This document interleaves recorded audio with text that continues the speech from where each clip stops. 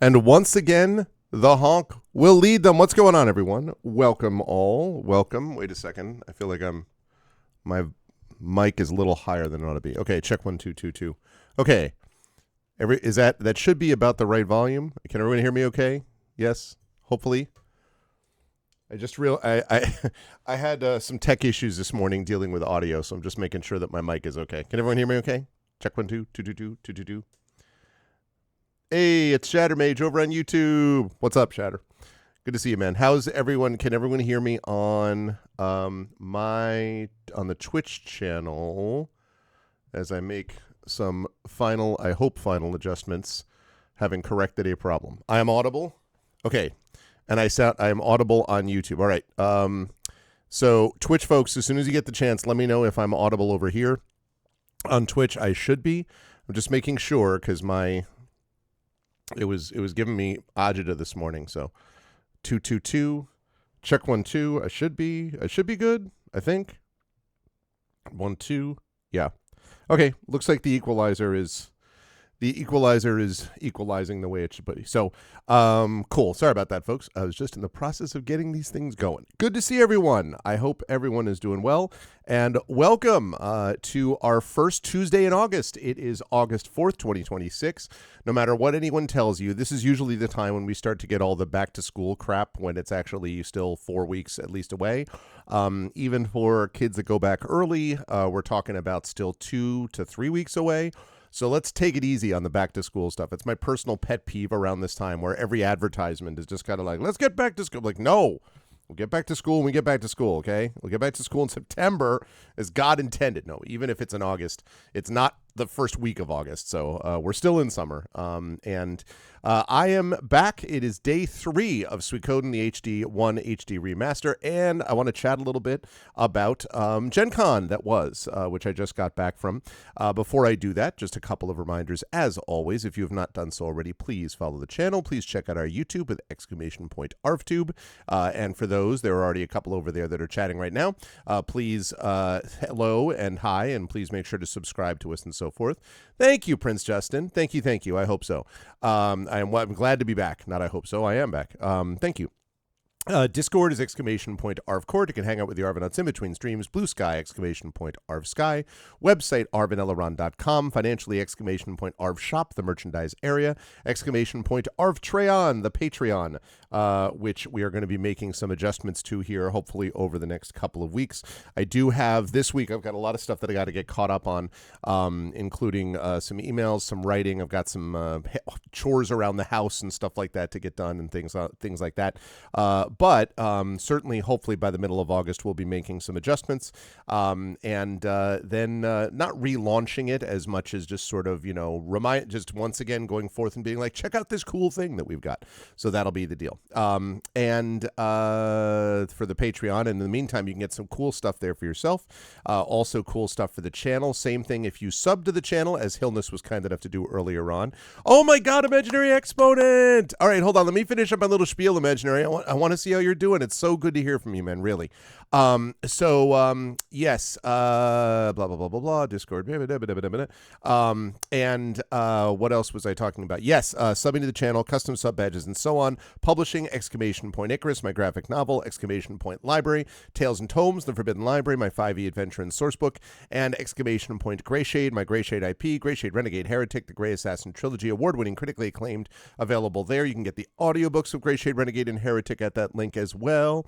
And also Greyshade, and also please pre-order the tabletop role-playing game of Greyshade, brought to you by Brandon O'Brien. That is coming soon, so please do get those pre-orders in. That's all available over there. And as always, !BLM, Black Lives Matter.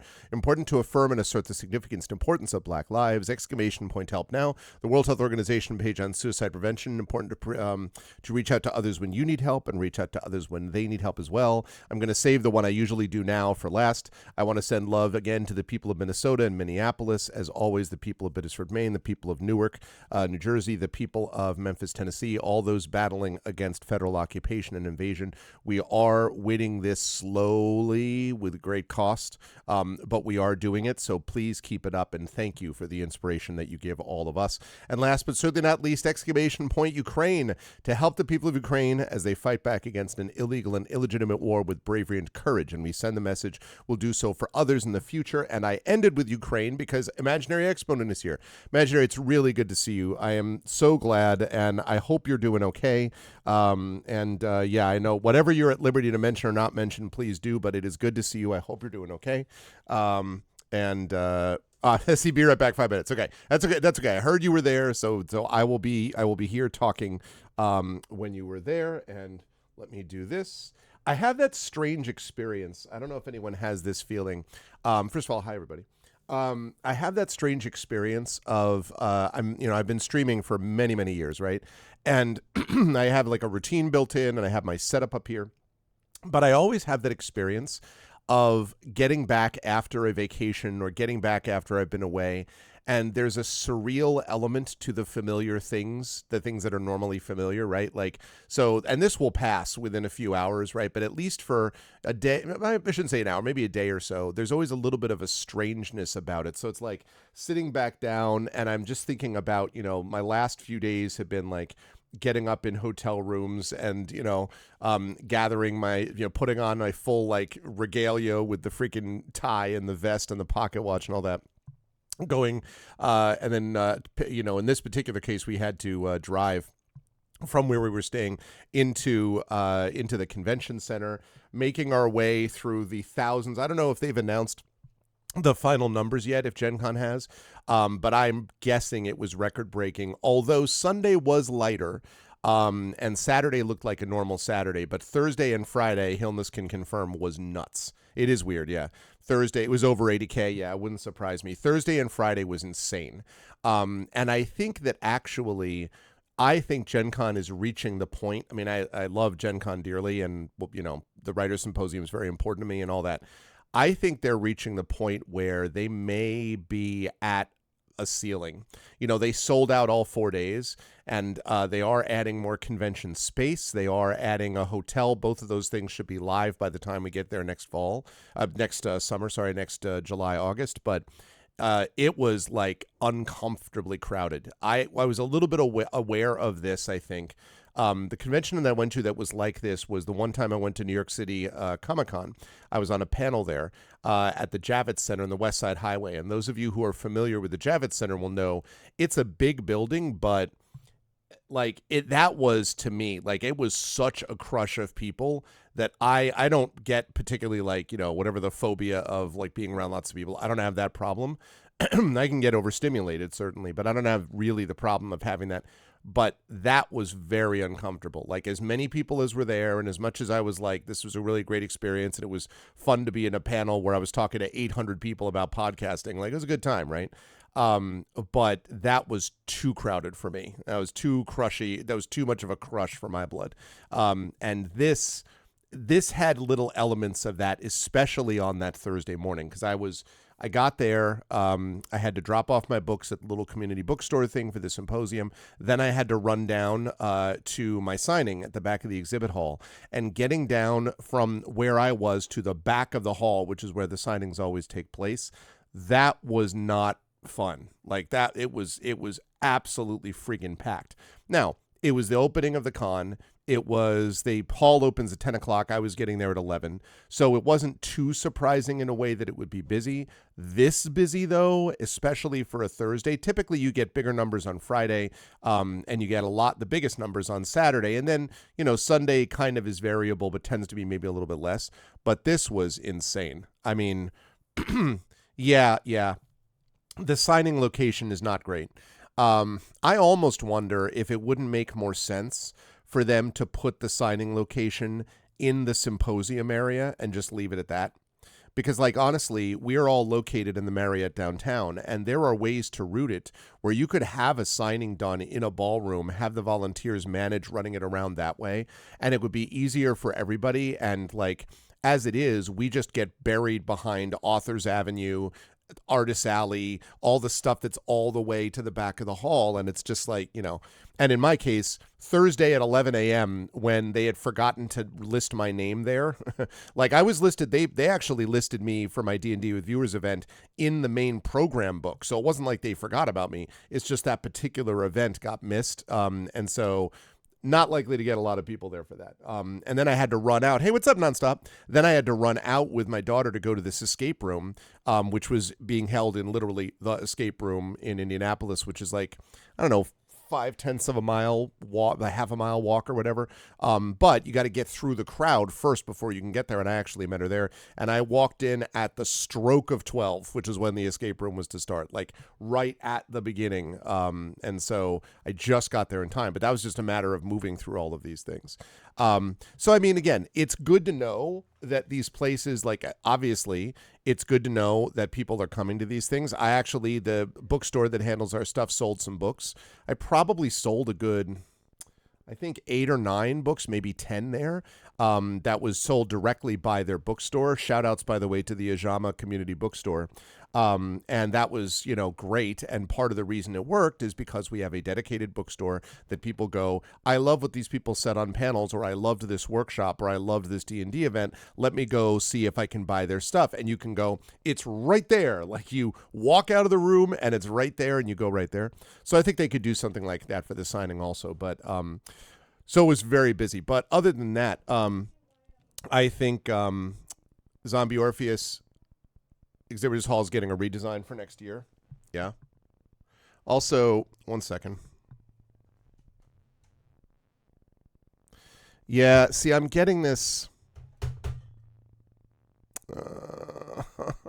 I hate audio problems.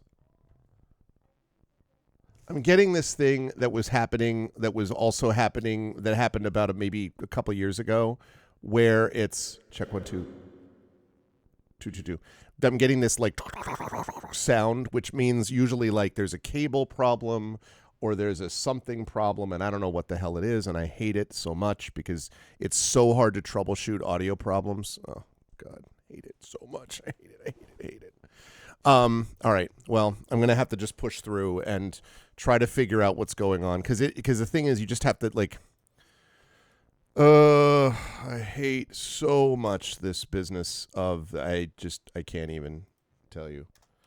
Troubleshoot audio. Yay. My favorite.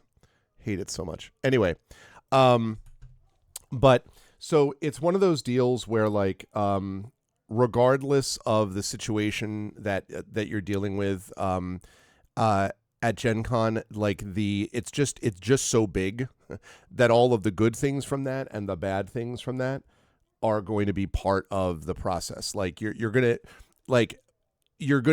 be dealing with a crush of people. You're going to be dealing with all of the potential dangers. I heard from some people about hygiene issues with smells and stuff like that. I actually, from people who don't have forgotten what a shower is, I actually did not myself notice that as much this year. But you're gonna have some situations like that pop up, and also it's a lot. I was talking about this with my wife about this. I'm not really sure, honestly, if I'm being completely honest. I'm not sure how completely family, where there were some rank smelling people. Yeah, I'm not honestly sure how family friendly Gen Con really is. Like they have a kids area, which we always go to. They have, family friendly like game places and sessions and things like this. But at the very least, I don't think the exhibit hall, for example, is particularly family friendly. Like the way that it's set up, there's so many people packed in there that trying to go to a place, sit down, or sometimes stand around a place and actually demo a game makes it very, very hard. Very hard. Hi, Triffid. Yeah, exactly. Makes it very hard to manage. And like, my experience of it has increasingly been that it's just very hard to get people to go to one game and actually play something because they're constantly worrying about something else. So I don't know. I think one thing that we may change for next year is that the family, probably we will try to do more outside of exhibit hall things. Like A lot of the individual companies have rooms that they purchase that are outside the hall. So like Monty Cook Games, where I played No Thank You Evil with my son last year, that we went there and that was fine. It's not a crush of people. People went there to play this game. So there's not tons of people pushing behind you or, staring over your shoulder or whatever the case may be. It was a more enjoyable experience. This year, we also went to a D&D event at on the Lucas Oil, which is where the Colts play, the Lucas Oil Field. That was cool. I actually have never been inside the Lucas Field, and I've never looked down at those tables during Gen Con. I just had never gotten over there. So now I can say that I've done it, and I've been down there. My son had a chance to play D&D, and he had a blast. In fact, he actually, the particular adventure that they were playing through, the last big boss is the fat dragon from Honor Among Thieves. If those of you who saw that amazing movie D&D Honor Among Thieves, there's this fat dragon, and so my son ended up landing the final blow, and the DM actually gave him the 3D printed that he had made, like orange fat dragon. So my son was like, oh, he was really pumped up about that. So he had a good time doing that. And again, that was also busy, but because we didn't have a bunch of people like trying to pass around and through the tables, but just were like coming to play the game, sit down, do that, then get up and leave. It was just a more enjoyable experience. And so I think something to consider about this going forward is that we have to figure out something different, because it was just a lot of pressure on my wife in particular when I was away doing symposium events, and so I think we may do that next year. We talked quite a bit about that on the way back, but otherwise we got probably 9 or 10 games. I got one game that I had been looking for, which is a game called Emerald Echoes. I think it's Emerald Echoes, which is a kind of narrative-based game about these two alchemists. It looks very cool. I'm looking forward to trying it. We had the chance to play a game called Phantom Inc. from Allplay. Allplay has become one of our family's favorites because they have a lot of cool games. They were the ones that made Alibis, which if you haven't played that, highly recommend. So we had a chance to play Phantom Inc., which I liked. So that was really cool. Also got to meet with a lot of dear friends. Got to meet with Hilness. Again, it was great to see Hilness. We hung out a little bit. Got to see also from the channel Fury Fire as well. I also ran into Rem Alternus. I stopped by and said we were walking past each other and we got a chance to chat a little bit. I did not see KP, unfortunately, and I did not see my friend Mike Underwood, but there's just so many people around. It's very hard to do all of that. I did, however, get to hang out and play games with Zach Clay and his friend Antonio. That was a really good time. We did some of that on Sunday, and we recorded a Gen GMs episode now that we are really up to date. We are now going to have, our last Gen Con episode took us until about 2 months ago to actually post, but now that our video editor is back in play and is moving everything quickly, that means that now we are going to be doing our next Gen GMs video from this Gen Con will be posted in the next couple of weeks. So we are really caught up, which I'm very excited about. So we had a chance to do that.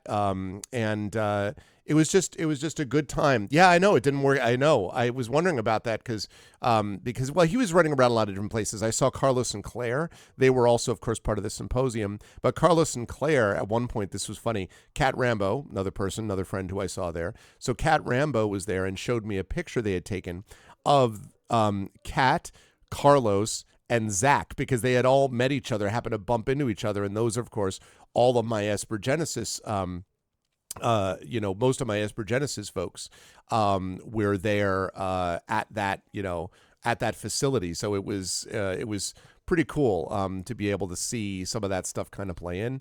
Speaking of science fiction material and stuff like that, I saw, of course, Toya, Kristen Finley. I saw LaShawn M. Wanick. I played with them and the usual group that I have for this sort of live stuff. So that was really cool. Got to see Jennifer Brozek and hang out a bit with her. Got to hang out with John Helfers, familiar to folks from this channel. A lot of interesting industry conversation there, too. I saw Ed Greenwood very briefly, although he was running from one place to another. But we exchanged hellos. Hey, what's up, Dragonspear? Yeah, that's right. Hilna's got to have dinner with Carlos and Claire. Good people, Carlos and Claire, dear friends. So that was cool. And then this is the last thing that I'll say for now. 2 comments. I want to say one thing about this, then the symposium, then we'll start playing Suikoden. Didn't stop to say hi. Yeah. So the first thing is I got to see, this is really funny because this took an extra turn. Hilnis heard, I think, part of this story, but and it's good to see you, Dragonspear, by the way. Hilnis heard part of this story, but there's a little twist to it. So this weekend, there was a puppeteer named Jennifer Barnhart. Now, Jennifer Barnhart, for those who don't know, is a puppeteer who was in the original cast of Avenue Q as one of the puppeteers, and also is the permanent voice of Zoe on Sesame Street. So if anyone has, young nieces or nephews or, kids or brothers, sisters, whatever, children that they are in contact with who watch Sesame Street, Zoe is voiced by Jennifer Barnhart as she's the puppeteer. Now, I knew a little bit about Jennifer Barnhart before, and in fact knew her quite well because Jennifer went to the University of Connecticut as I did, and we graduated the same year from the University of Connecticut in 1994, and we were in several productions together of drama productions, including this production called The Art of Dining. Which was because I was a drama minor, she was a drama major, and so we knew each other from that. But I hadn't had a chance. I had literally not had a chance to talk to her for like 30 plus years. I did actually see her in a production of Avenue Q, and I got this weird shyness thing at the time, but back in 2005. And this is a weird shyness thing where I'm like, oh, but she's not going to remember me, blah, blah, blah, blah, blah. And Art of Dining and Dashing, so to speak. She did a bunch of like puppetry workshops and stuff, Hilnis. So I'm sure that part of that was, in fact, the one you're talking about with might have been a puppetry show, but I don't know which one. I know that I went to this one. I, had not having done it before, my wife is like, you should really go this time and say hi. I was like, all right. So I went to this presentation that she did on riding the waves in this creative career. First of all, it was a really, really inspiring talk, honestly. It was like 50 minutes, her talking about her experience coming from the University of Connecticut and then getting into puppetry really afterwards. She graduated with an acting degree first, got back into puppetry, started doing all these things, did this stuff on Animal Planet, and then, auditioned for Sesame Street and, all these things. Too much to go through, but it was really great and really kind of inspiring. And at the end of it, we got a chance to ask questions. And I said, and I got the first question, which I was glad about. And I said, Jen, I don't know that you're going to remember me, but you and I, and literally the minute I started talking, she gets this look and then she tilts her head at me like she's trying to figure something out. And I said, but you and I were in this show, a couple of productions at the University of Connecticut. You and I graduated as you did in 1994, and you and I were in the production of The Art of Dining. And her eyes widen, and I was like, my name's Gregory Wilson. And she's like, I swear to God, she's like, the minute you started speaking, I immediately recognized your voice. Immediately.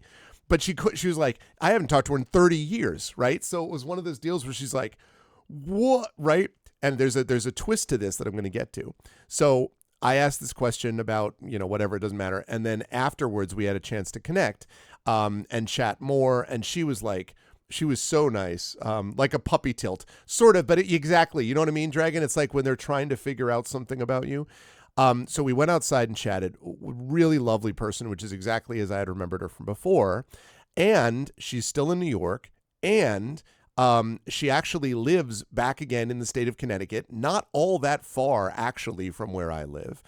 And in November, I'm working out with her. Now, this is not finalized yet, but I want to bring her in for the storytelling series that I run at St. John's University, because what would be better than to get someone talking about the process of telling stories as a Sesame Street puppeteer? Like, listen, when you arrive and you are a regular puppeteer from Sesame Street, like from the puppet point of view, you have arrived, okay? Like Henson, Sesame Street, like that's super legit. And she's going on, I believe she's on her way out now. She's going to be performing in Come From Away, a musical, and I think it's in Minnesota. I actually think it's in Prince Justin's neck of the woods, because I think it might be in Minneapolis or Minnesota somewhere. There's a dinner theater that's doing a production of Come From Away, and Jennifer's going to be in it. Anyway, so I had a chance. So we exchanged phone numbers. She was like, we hugged. She's like, I'm so glad you talked to me. I want to talk more. Yes, I would love to do this storytelling thing. I want to talk to you more about these other things. If that dinner theater is doing Come From Away, then that's the one she's doing, Prince Justin. Yeah. I don't remember the name of it, but it was a dinner theater. I know that. And I know that they're doing Come From Away. And I think soon they're doing Come From Away, sometime in the next couple of months, I think. But here's the twist. So that was great. I was so happy to reconnect with her. It was really a good, that was really maybe the highlight of Gen Con for me, because it was someone that was just from you have to remember, my experience with drama predates even my experience with debate. And arguably, my time in collegiate debate as a student and a graduate student may have been the most important life-changing aspects of my life was in debate. But that all happened towards the end of my college career. Like I didn't start debating until I was a senior in college. And then I did it in graduate school. And then I coached it, when I was still in graduate school doing my doctorate and blah, blah, blah. And I met my wife there and, whatever. That was hugely important debate. But all of that was towards the end of my college career. But my drama stuff happened in my junior and senior year at the University of Connecticut. And I was the only not drama major. I was a drama minor that was performing in these things. So now the twist. We're on the way back from Gen Con, and we're talking about what happened the next day when my daughter, Little Arv, went to a workshop with Jennifer Barnhart. She'd been excited about going anyway, and I said, make sure that you introduce yourself to her and tell her, who your dad is and like that we just met or whatever. So she did that, and Jennifer was like, oh, that's amazing, and I remember your dad was talking about you. So they had a chance to chat and talk about stuff. Towards the end of that, my daughter mentions that she had gone to school. One of the places she went to school was at RCA, which is called the Regional Center for the Arts. And she said, my teacher, Chrissy Dorn, is always looking for people to bring in to do workshops and stuff like that. So according to my daughter, Jen again gets that head tilt thing. And then she's like, what did you say her name was? And she's like, well, Chrissy Dorn. She's like, it sounds really familiar. Do you have a picture of her? So she calls up a picture and shows it to her. And she's like, I'm almost sure I know that person somehow. Okay. So my daughter explains this to me, is telling us this in the car. She says this, and immediately something in my head clicks. Now, this person, Chrissy Dorn, is someone that has been teaching my daughter she's been at the school 4 years, right? All during high school. And for 2 of those years, my daughter was an acting major. So for 2 of those years, this is the head of the acting department at Regional Center for the Arts. And for 2 of those years, she's there. And I'm like, and I've met her a couple of times, not a lot, but a couple of times. And all of a sudden, I'm like thinking about it, and I'm thinking of talking to her directly. And I'm like, when the times that I talked about her directly. Oh, it's at the Guthrie. Okay. I'm sorry. I thought it was a dinner theater, but it is in Minnesota. It's a full scale, but it's sold out. Okay. It's at the Guthrie. Still, she's been trying to get in that musical for a long time, and so that's very cool. So here's the thing. I'm like, oh my God. And it suddenly slots into place. This person, Chrissy Dorn, was also at the University of Connecticut, also performed in the 2 shows I mentioned. And not only was she in the Art of Dining show with me, she and I were the pairing in the Art of Dining. There was like basically 4 or 5 different groups of different pairings of 2 chatting at a table, like a slice of life thing about stuff going on within the restaurant and within their lives, right? 2 people at the table. Chrissy played a person who's an author who's really like has mental problems and is like really shy and anxious and all this. And I play a character who's supposed to be this warm and comforting publisher speaking to her. This was that person. I literally sat for weeks across from this person at rehearsals 30 years ago, and I had completely blanked on the fact that this was the exact same person who now is teaching my daughter. And it's like, it's hardly a surprise, right? Like, it's the state of Connecticut. She graduated with a degree in acting. Why would it be a surprise, right? That any of these things happen? It literally didn't click in my head until my daughter mentioned talking with Jennifer, who said, I think I know that person. And then I went ding, ding, ding, ding, ding, and everything locked into place. I'm like, and then I felt embarrassed because I'm like, oh my God, I've talked to this woman like 2 or 3 times for a few minutes each time and never put 2 and 2 together. But she had neither. So my daughter like texted her, was like, wait, what? It's like, that was that person. We just had completely blanked on that idea until this happened. What's even funnier is in rehearsal today, because I'm doing the RCA summer show, and in rehearsal today, thank you, you have to audition for it. She's doing a summer show. Just saying summer theater, no big deal. All right. I'm gonna actually be in camera. Whoa, I fell. But she was, when I came into rehearsal today to talk to Miss Chrissy, she was like, "Oh, hi!" Like, "Oh, I was telling everyone," and she points back up as a couple other kids in my cast, and she's like, "Yes, I was just telling them." And then one of the other groups was like, "Tell her what?" And then she looks at the other group and tells them the exact same story because she also had not put two and two together.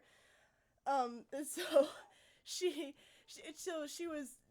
We told the story to the kids, and they all thought it was really, really funny and such a strange coincidence. But yeah, absolutely wild. She was completely shocked. Which means that I don't have to be embarrassed. It could be because we both.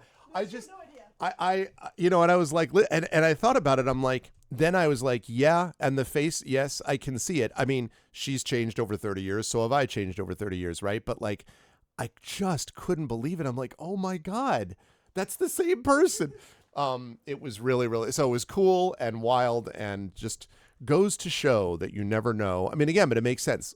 She graduated from the University in Connecticut, teaches in Connecticut. I returned to Connecticut. Shouldn't be a huge surprise that people in Connecticut are in Connecticut, right? But like, and as an actor, but the fact that it was not only a small world, but it was very cool, full circle stuff that this person is now teaching my daughter. And again, because again, that all predates debate, and all debate was sort of like, meeting people in debate is something I've done a fair bit, right? Like over time, like, oh, hey, how are you? But from actual pre-debate days, not much. So anyway, yeah, it was wild. So how about them apples? So yeah, that was really fun, to kind of have that revelation. It was something else, but so that was one story I wanted to tell you because I just thought it was really funny. Now last thing, and then we'll get started playing the game. Just a note about the Writer Symposium. The Writer Symposium went really well again this year. I want to give kudos to Maurice Broadus, who is the director of the Writer Symposium, and also kudos to Olivia Saylor, who is the programming coordinator for that. I know firsthand, having done it, how much of a job that is. It really is not a one-person job, I think, and so the fact that Olivia was able to do that largely as a one-person job is pretty amazing. And the Matt, again, Jarso, who handles the volunteers, again, the volunteers were amazing, awesome, spectacular. They always are. But this was just, again, everything was organized and like clear and easy to manage and all that. And of course, beyond all the members of the team, Jenny Koch handled communications. The whole team, I kudos to them. Also, kudos to the bookstore, the guy who handled the Ujama bookstore and did a good job in selling our books and everything. That was really cool. And it was a genuine pleasure, too, to be able to interact with everyone in the audience. We had a big turnout, a lot of our panels and a lot of our workshops and stuff like that. I had a lot of great, thoughtful people responding to things. Yeah, that's right. Welcome back. Welcome back. Welcome back. Yeah, I didn't want to assume imaginary, but welcome back. It's good to see you, man. Again, I hope you were doing okay. What was I saying? So yeah, just really sort of thoughtful stuff. There was a panel on pedagogy and play and how those things can affect each other, how playing can affect teaching and vice versa. That was coordinated by someone from the Ray Bradbury Center, and she did a really good job sort of setting us up for these things. I was on that panel with Scott H. Andrews, who is the editor for Beneath Ceaseless Skies, and Cherie Renee Thomas, very well-known fantasy writer, editor, writes nonfiction as well, just very cool on a lot of different levels. And we had a really great time. Everybody in that audience was like GMs and teachers. So it was just a lot of good back and forth discussion. Really, really enjoyed that a lot. And then another one, the last thing I wanted to mention was just great stuff. So again, I wanted to send kudos to all of the attendees who are always amazing. And I was really happy to be with them there. But you may have heard this if you were following my Blue Sky. On Saturday, we had a tornado warning. So I'm in the middle of this panel, and the room has a lot of people in it. It was one of the panels that had a lot of people in it. We got 50, 60 people in the room. And I had been across the hall previously at another panel, the one that I just mentioned that was really good, with the teachers. And when we were there, we had heard this coming down on the roof, and it sounded almost like air conditioning going on. But what it actually was not air conditioning. What it actually was rain, severe rain that was heavy rain coming down. And so we had seen that there was going to be severe rain and thunderstorms and all that stuff.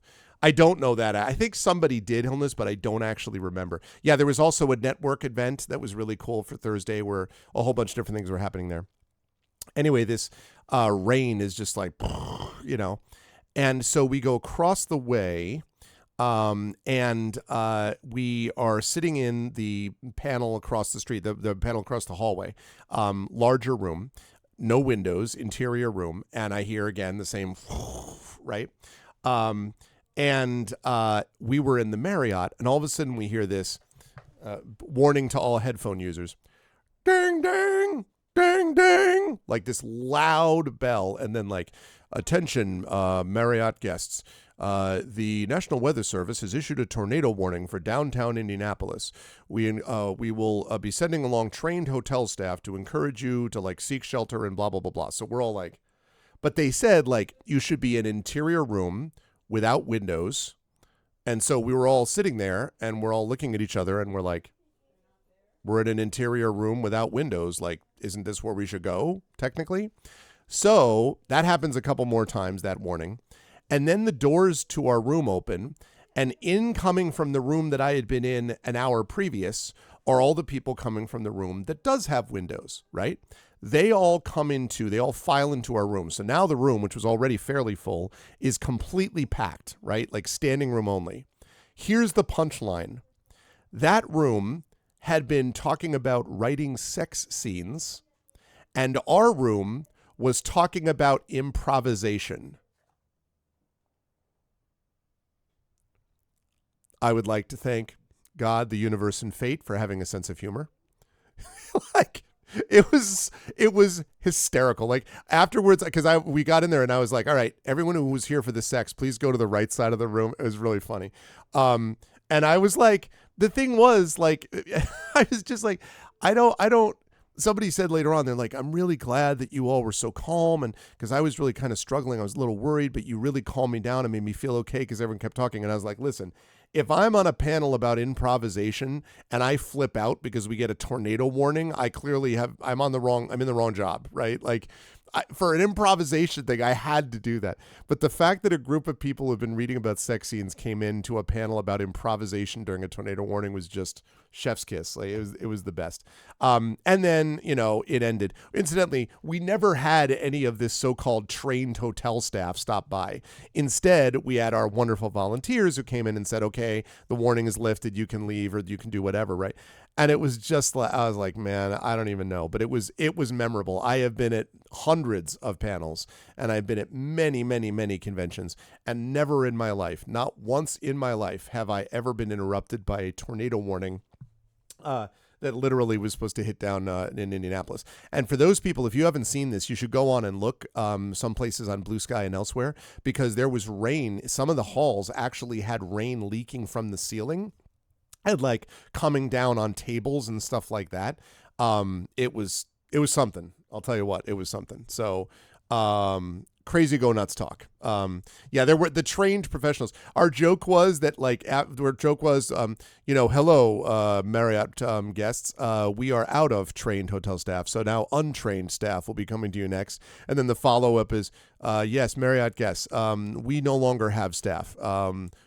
God have mercy on your souls, and we abandon you to your fate. Oh my God, it was so funny. Welcome to the Arvanauts. Thanks for the follow. I appreciate it. It was very, very funny. So, a very memorable Gen Con, a good Gen Con, not a perfect one. The crush of people. There were some things that created that for like family dynamics that were not as great as they could have been otherwise, but a good Gen Con with a lot of good encounters with wonderful people. It's always a pleasure to get to speak with people about this. And again, the highlight, not just all the wonderful friends that I met, the people from, the Hillness and so many people that I love and care about here, but also being able to reconnect with this person from my life from 30 years ago, and then to discover on the way back that connected me without realizing it to my daughter's teacher, who I didn't even realize was the same person. That was very, very cool. So that was a really great highlight. So in general, it was awesome. Had a really good time. Looking forward to talking about some of the games that we got over time. Looking forward to that. And also had some good industry news. Professional news that, again, I'm still in this. I can't talk about it yet. It keeps getting closer and closer and closer to being able to talk about it, but I can't yet. But soon I'll be able to chat about some of these planes that I've almost landed safely. So that was what happened there. Pulled up YouTube Storm Chasers, looked at the radar on the hallways, radar indicated. Storm Chaser was down near my house tracking a radar indicated tornado. Very cool, very cool. Yeah, so anyway, that was Gen Con. It was awesome. Do recommend, if you get a chance to go there, it is worth your time to do. I will warn you, it is wildly busy. Like, there's tons of people who come there. You have to make sure that you get your badges in advance. You have to make sure you really think about hotel stuff. One thing that did work out for us is that even though we were away from the center, parking was not as much of a problem as we were worried it was going to be. There's lots of garage spots and stuff like that there, so that was okay. But in terms of the housing environment, would much rather be where Hillness was, which is at the Downtown Marriott, which is where I've often been in previous years. But it's a lottery. You have to get a hotel block or know someone who knows someone, etc. And I've been able to do a lot of that. This is the one year. There have been 1 or 2 years where I wasn't able to do that. And this, out of the 17 or 18 years I've been going, this was one of those years. But so we were a little farther outside than we would have wanted to be, about 10 minutes away. There were some people who were right down by the airport, like Elizabeth Bear, well-known fantasy author, and Scott Lynch, those of you who know The Lives of Locke Lamora, another famous fantasy author, her husband. They were all like down over at the airport Marriott, which is even farther than us. So pay 3 times the nightly rate. Yeah, well, that's the thing too. Yeah, you can go outside a block, but that is where angels fear to tread. I'll bet though, as much as that hurt the wallet though, Hildas, I'll bet it hurt a lot less when you were getting up every morning going like, yay, I don't have to like go wander to find there. Incidentally, last point, then I promise we'll start playing the game. Hillness, now you all know that Hillness has been on a fitness journey. Hillness has now entered this is ridiculous, you're training to be Batman fitness regimen. Like, Hillness, first of all, looks great, like looks healthy as can be, totally in shape. But like, we were talking about this, like I'd be like, oh, I got like 12,000 steps today, 14,000 steps today. He's like, yeah, I did like, 12,000 steps before 8 in the morning, before eating several raw eggs and then running around Indianapolis like, Rocky, and then lifting the convention center with my bare hands. Like, it was, Hillness was very impressive in terms of fitness stuff. Like, I am very impressed. So can confirm that this stuff is not made up. Yeah, see, 5 and 6 each day, ran a mile, did an upper body and lower body workout every day except Friday. 21,000. I don't know what to tell you, man. I mean, look, now in fairness, I was going to some panels and I was sitting on panels, and I can't actually be on a treadmill when I'm talking to people on a panel, but oh my God. So anyway, so if we have people in here, by the way, I should note, no, I was really impressed telling this, and I'm so happy for you because I know that was important, very important for your health for reasons. So I'm really glad about that. And it was really good to see you. I have to say that what was I going to say? Oh, yes. Over the next week or so, I would suspect and hope that we may get a couple of new folks in here that were interested in what I had to say and wanted to see more of what we do. August is going to be a very busy tabletop month. I have confirmed we're going to have 2 Dragon Banes. We're going to have 2 Dragon Lances. We're going to have an Expedition from the Mysterious Peaks. We're going to have a Ghosts of Saltmarsh. We're going to have our usual community D&D with the Shadow Crew and with Prince Justin's Court. So July was light because we were in between a lot of things plus con travel, but we are going to be no joking it as far as tabletop is concerned the entire month of August. I have obviously not had any time to be able to post schedule, but Triffin and I will be getting that all finalized and set over the next day or so. So by the end of the week, we will have that set and ready to go. And I will be here doing regular streams all the way up until the end of the month when I will be going to Worldcon, which leads me. Yeah, no, I know. It definitely, I can imagine, Illness, because you put a lot of work into it. I wanted to jump back up to what Prince Justin said earlier, which is true, because I'm going to be able to announce my schedule. Again, I haven't had time. I'm going to try to do that either tonight or tomorrow. But I have got, let me see. I've got 2 panels. I've got a reading and then a big event I'll talk about in a minute. First panel is a big panel, actually. I am moderating a panel on Tolkien and Le Guin and their influence on genre with Amal El-Matar and I think not Zoom Mason. I don't remember who else is on that panel with me. Again, I have to look at the schedule. I haven't confirmed that all yet, but that's going to be Thursday at Worldcon. I have a virtual reading, 15-minute reading, I think on Saturday. And on Sunday, I have a panel on game work and about collaborative storytelling through games. Again, Amal is going to be on that panel with me, I believe, and possibly Zhu Mason and a couple of others like that. But beyond that, the big D&D event is that I'm going to be doing, like I did at Gen Con, like I've done it, live at the Klein, at Sacred Heart, in the theater in London, many places I've done this before, but Worldcon has not seen this before. I'm going to be doing a D&D actual play with the aforementioned Amal El-Matar, Benjamin Rosenbaum, Christina Orlando, Zhu Mason, and multiple Hugo Award winner Seanan McGuire. Also, Amal is a multiple Hugo Award winner, but I know Amal's a good friend from her time playing with me here. But I've never played with Seanan before, so very exciting. It's going to be that's going to be hopefully a big event. I hope a lot of people are going to check it out and be interested in it. And I'm going to be running Tales and Tomes. I'm going to be running A Night at the Forbidden Library. I'm running it because none of those folks have played it, and I think it will fit well into that sort of mindset. So I will be doing that there. So it's going to be awesome. I'm very, very excited. Thank you, Triffett, for reposting it. Hey, listen, Dragon, it's hard to get those Michigan ones, but and see, you can't even make your way over. I was going to try to take a look and see about. I'm going to try to take a look and see about the possibility of maybe connecting on 4th Street Fantasy, which I've heard many good things about. In fact,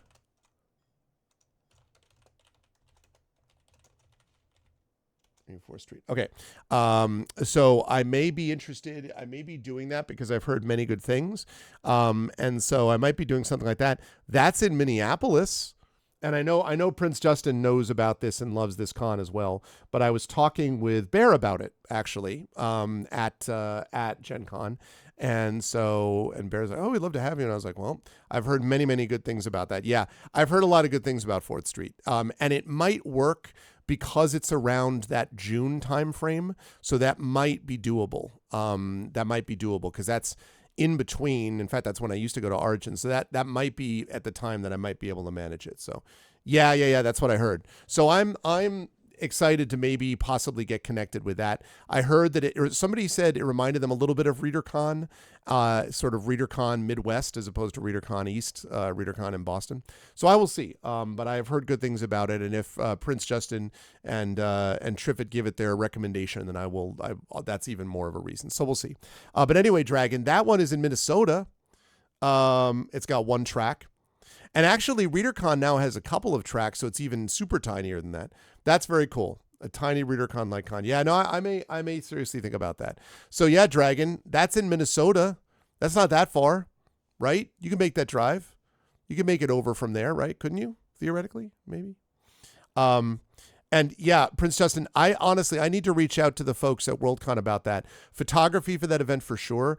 I would love also to be able to live stream it if I can. But at the very least, being able to get it recorded in some way or something like that would be valuable. So we'll see. But anyway, so that's down the road. That's what is going to be the very end of August for me. And then I come back from that. And then my fall semester begins. It will be a busy fall semester with a lot of academic events that I'm doing, but also a lot of writing that I've got to do for contracts that I can't talk about yet.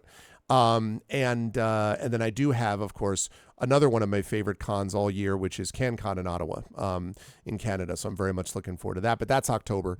So we'll get there when we get there. So anywho, sorry. I know that I chatted now for a long time, but I wanted to give you folks a Gen Con recap And I really enjoyed myself and had a good time. And so if you get an opportunity to go to it, do recommend going to Gen Con. Just make sure that you get your badges early, that you figure out early, and that you go with a plan, whether it's just playing games outside the exhibit hall, which is totally valid, whether it is going and making the exhibit hall your main port of call, which it's such a big place that that's certainly viable as well. Lots of games to demo and stuff like that. Whether it is, going to panels and events, whether it's going to the Writer's Symposium, hey, wherever you're doing, just make sure you go with a plan. But if you do that, I think you'd have a really good time. I would, you know what, Prince Justin? I would love photos of the event. And I wondered if you happen to know a guy, this guy that you refer to as me. I would love to be able to get photographs of the event if we could. And I wondered if you could maybe use your influence with the one known as me to maybe get some photos there. Would be, I'm just saying, like, if you know a guy, maybe, you know what I'm saying? I am really looking forward to Worldcon, though. I think it's going to be a good time. That can be arranged. I would love to do that. I'm going to be there with my daughter. Little Arv and I are going to be at Worldcon in Anaheim there towards the end of the month, and so it's going to be good times. So, all right. Now, you've all been enormously patient. Thank you. But again, I like to do this after I come back from Gen Con because, it's useful to be able to talk about things that we did. And so now I'm going to play this. Also, I'm going to play this. I'm going to start, make sure the volume is good. I got to run downstairs quickly, then I'll come right back up. We will play for at least an hour. And as I say, I've got a lot of stuff that I'm going to be doing over time. So, okay, the audio for that seems good.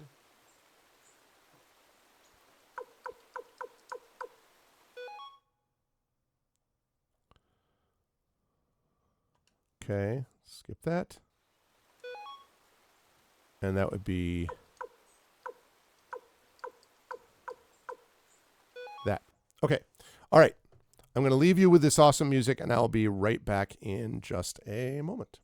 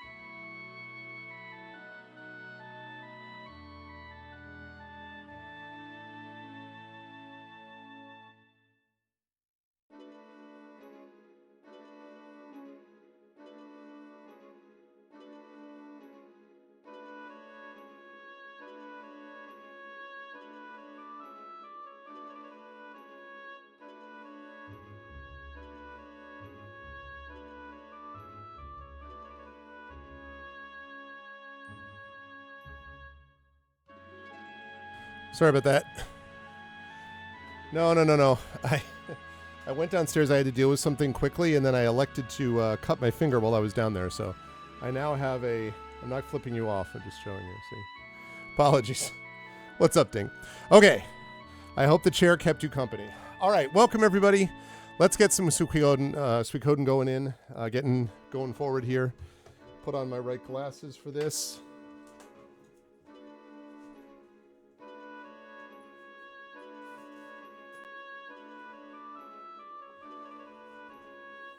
At least you had pleasant music to hang out with, right? And my chair.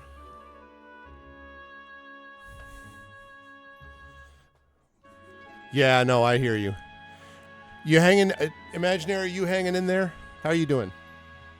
And, self-amputation, not suitable street. That's quite true, X Dead. I am enjoying this game a lot, Dink. A lot. Really, really enjoying it quite a bit. I just don't remember what I'm doing here, but I'll figure it out in a second. My wounds, they did this to me. Oh, right. Somebody, like... These people, like the Empire, attacked the village of the elves, right? I believe is what it was.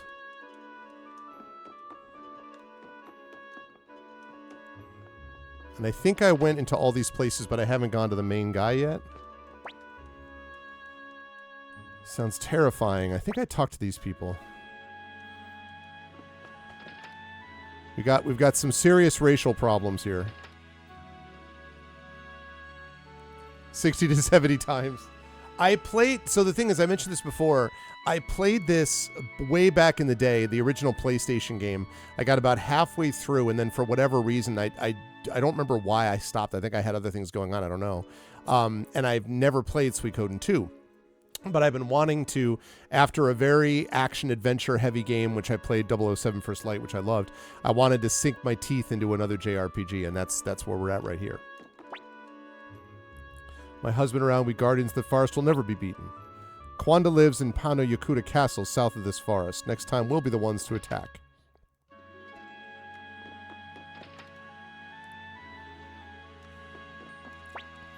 Kirkus, you've returned. How was it? What, the help of humans? Yeah, we got problems.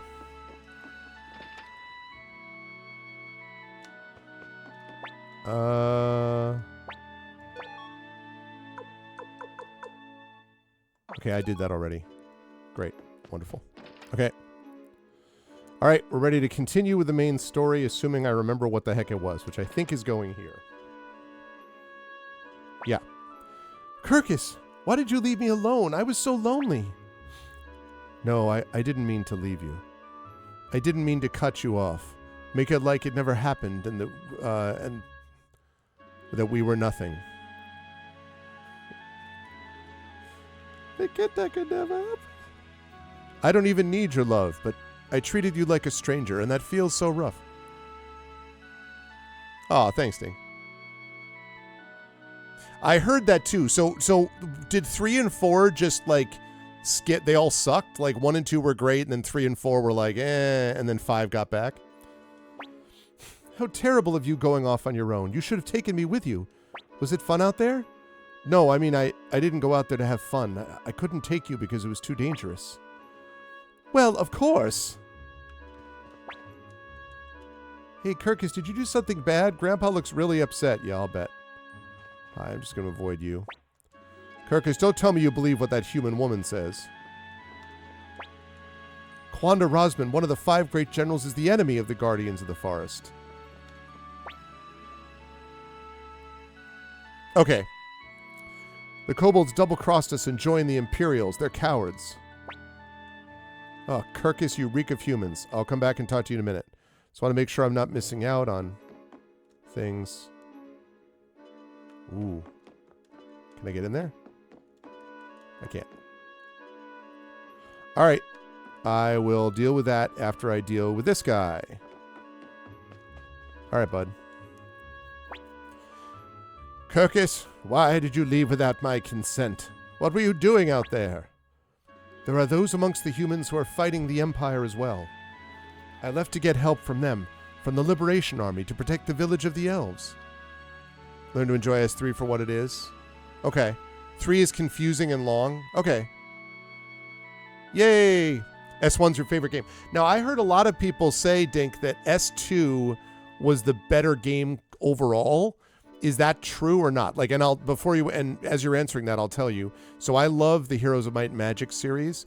A lot of people would argue that Heroes of Might and Magic 3 is the best in the series. And while I respect that opinion, for me, my favorite in the series is Heroes of Might and Magic 2. That has something to do with nostalgia. I played it a lot with my wife before we got married, and like, there's a reasons why I like Heroes of Might and Magic 2. But Heroes of Might and Magic 3, a lot of people say is the better. So I'm curious if you think S2 is better, but S1 is still your favorite or not. Protect this village? What are you talking about? We don't need the help of humans to protect this village. True, for a time it seemed we were losing ground to Quanda's soldiers, but they're just humans after all. They have ceased their attacks of late. But be quiet, Kirkus. Not only did you leave the village without my permission, but you dare to return with these loathsome humans. S2 is your favorite nonstop? Yeah. Throw them all in prison. Yes, Chief. What? Why? Why, Grandpa? Why are you arresting Kirkus? S2 followed by 5. Who are you? The Liberation Army? You came here to help save the elves? I'm glad to know I'm not the only fool here. You're wearing an Imperial uniform. That's right. I'm a fool too. I risked my life to betray the Empire, and now look where I am. How can these elves be so stubborn? They refuse to listen to a word I say. What were you trying to tell them? It was about the general, Quanda Rossman, who's in charge of this region. He's constructed a terrible weapon to completely wipe out the elves and put an end to their constant rebellions. A terrible weapon? What is it? It is forcing them to watch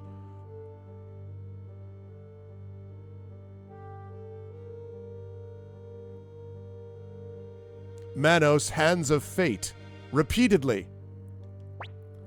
I don't know much, but it's called the Burning Mirror. Oh, you know that. Pretty much the thing. AI slop. Yes. They say it can burn down an entire forest in an instant. Such a weapon would not only destroy the elves, but also the village where I was born. That's why I came here. I meant to warn the elves so they could prevent this burning mirror from being completed, but before you knew it, you were in this prison. I didn't talk to that other dude. You. What? Well, look at who it is. It's that coward who fled the moment he found out the Imperials were attacking. Wait, you don't remember me? It's Stallion, the greatest runner this village has ever seen. Doesn't that ring a bell? You should have seen how quickly I ran when that bastard Quanda attacked. He's got to talk faster than that. Well, look who it is. It's that coward who fled the minute he found out the Imperials were attacking. Wait, you don't remember me? It's Stallion, the greatest runner this village has ever seen. Doesn't that ring a bell? You should have seen how quickly I ran when that bastard Quanda attacked. That's better. Nostalgia's a big part to play. Hang on a second. My God.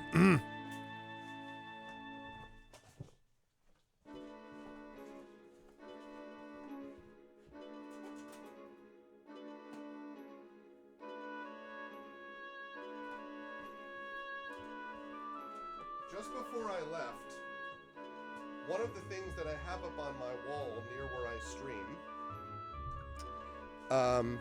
fell, or at least leaned, and I tried to put it back up using the stickum that I previously had, and while I was gone at Gen Con, it fell again. So I just tried to fix it before the stream, and once again, it has fallen. So now we are no longer messing around. I have now moved to TapeCon 5, if you will.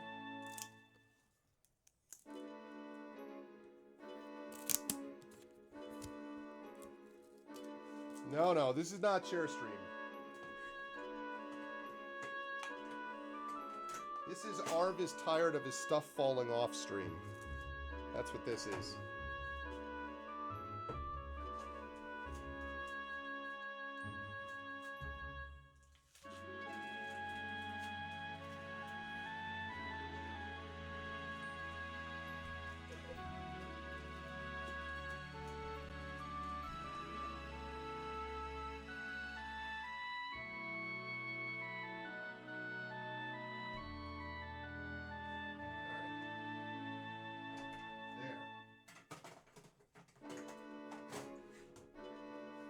This tape says no.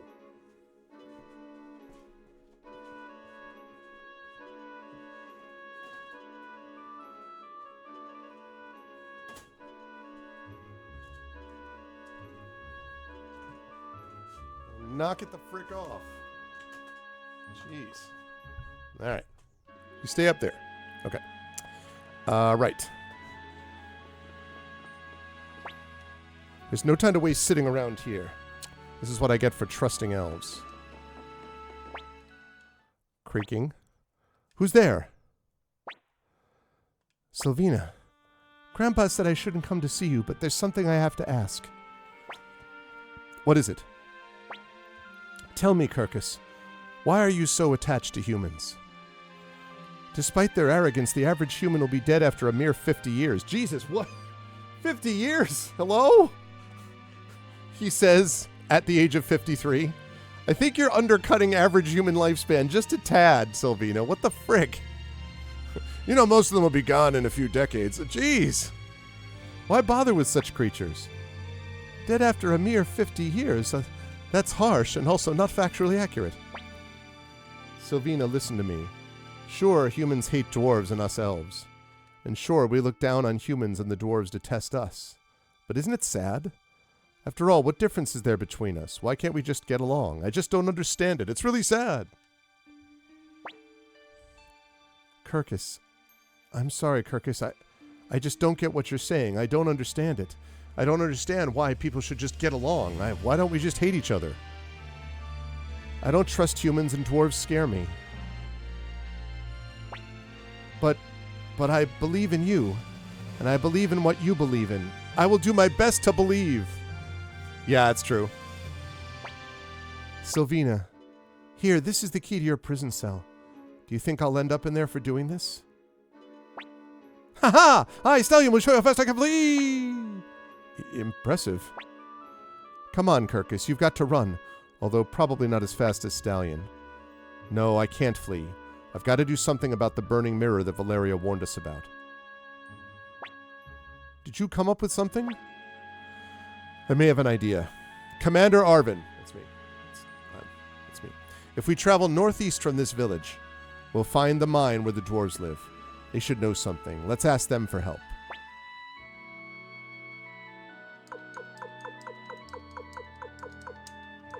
That's a good idea.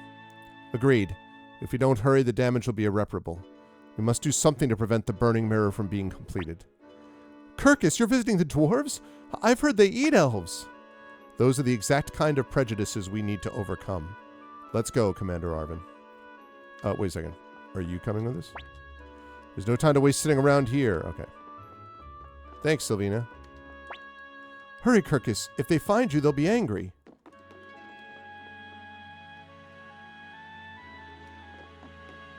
We're going to go right up into the dude's room. Up.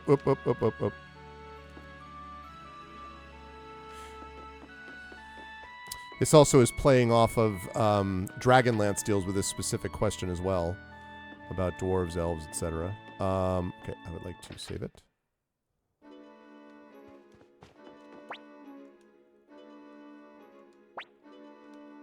No, I don't need to stay, but I do need to save. Okay, let's go. Let's kick it.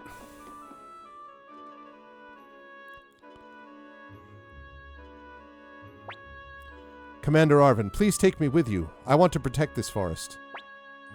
Valeria's joining the party. All right.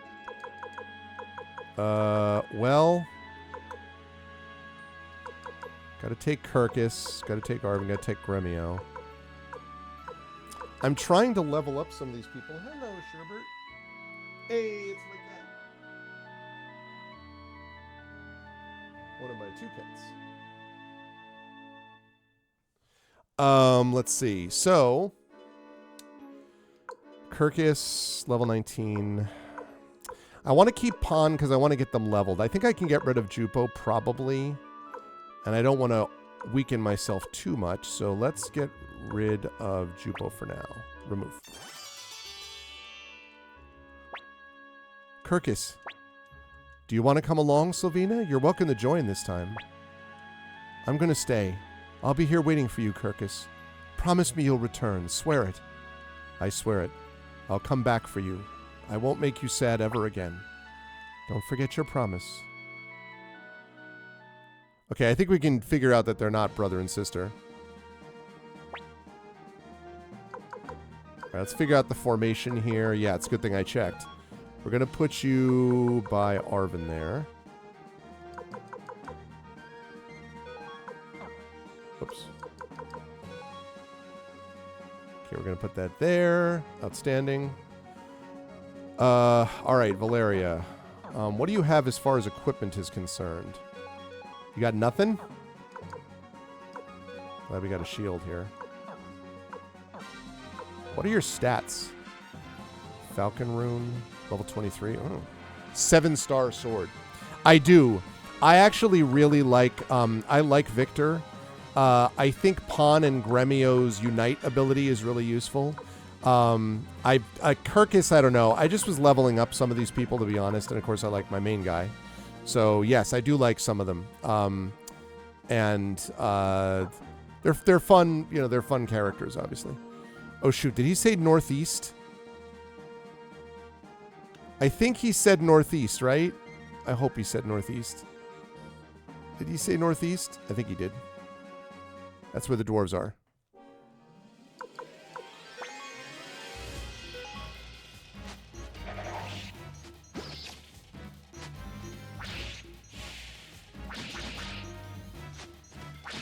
I like Victor a lot, yeah.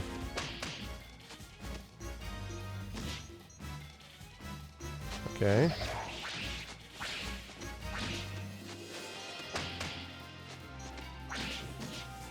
Ow.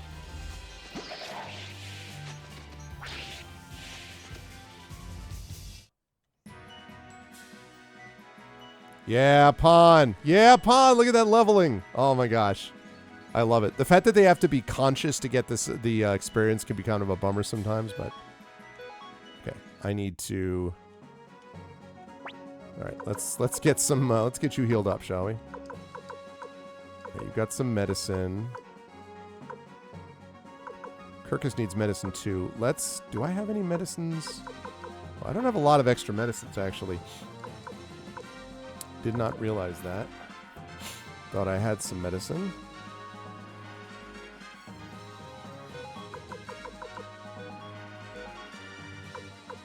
See if Valeria can wear that.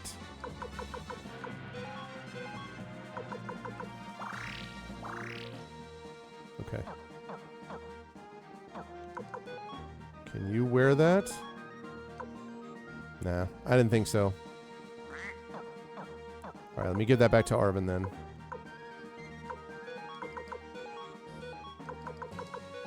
Here we go. XP system is so good though. Get a new character, spend hours grinding. Fine for a couple of characters to get bored. Well, exactly.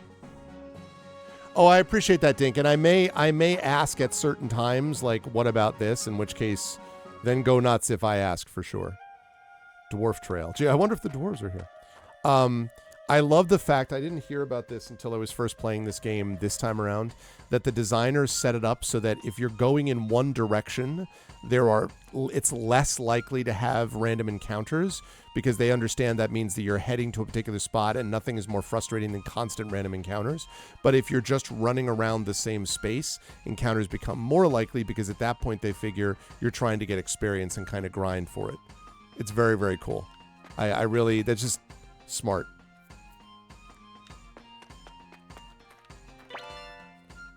Obtained a feather. Okay, what the hell's a feather? Oh, defense plus 9? Okay,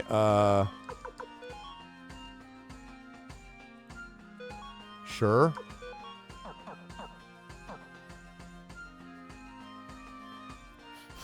Yeah, I would have obviously had no idea the first time I played it, but okay, dwarves. All right. Let's try Stray Dwarf. Can I not unite? Oh, right, not him. That's Victor. Let's go with, I want to see what this does. An eagle against a... That'll be useful.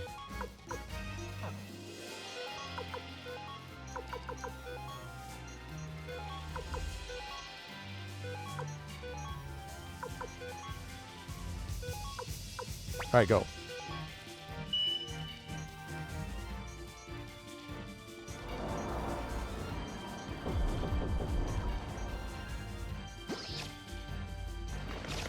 Oh! Ow.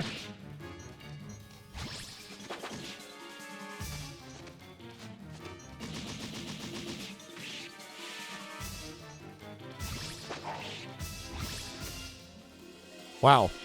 That was a lot. Falcon Rune is so broken. Yeah. But, yes, but, oh my god. Okay, so.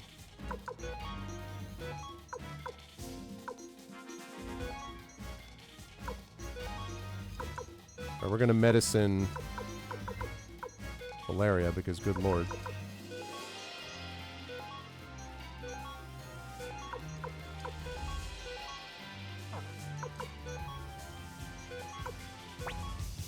Okay, go.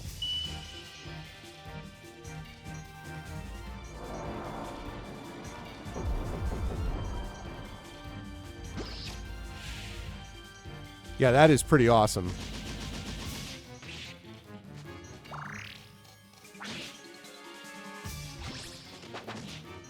Kaboom. These guys are tough. Oh, we almost leveled up too.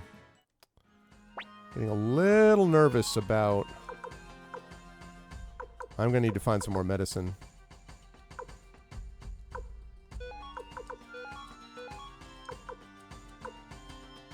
Yep. Yep. It is cool, though, that you find these things... Oh. That you find these things in piles of 6. God damn it.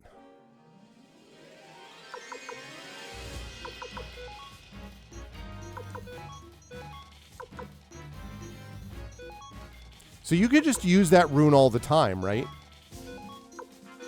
Like...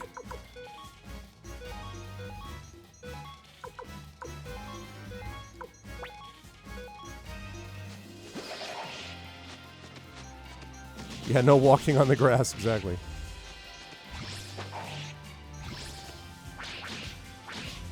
Ow. These guys are really tough.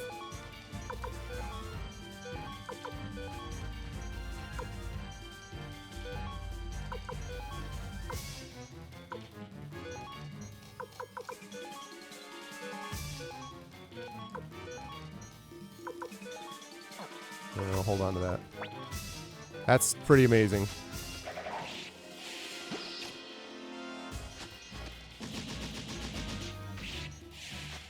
Yeah, that's pretty sick. Haha, you missed. Suck it.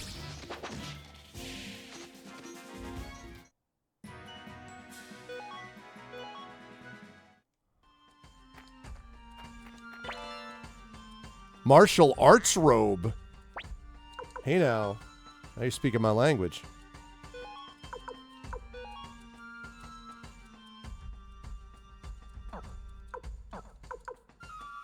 Oh, he already has a martial arts robe. Defense 100. Kirkus, can you wear that? Because that could really be useful to you. Transfer to Kirkus.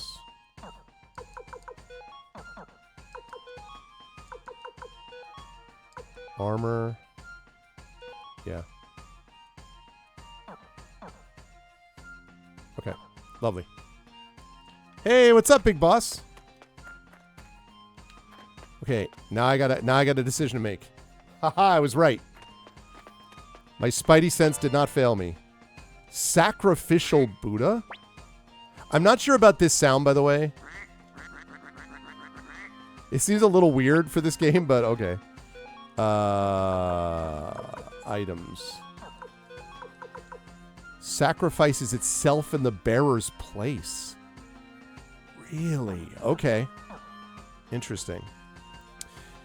Yes, it does. Mini maps for one thing. I believe you can save anywhere, if I'm not mistaken, or not save anywhere, but like, there are multiple places. Like the inventory system, although it's still not perfect, is certainly better. So, All right, this thing I think I can do.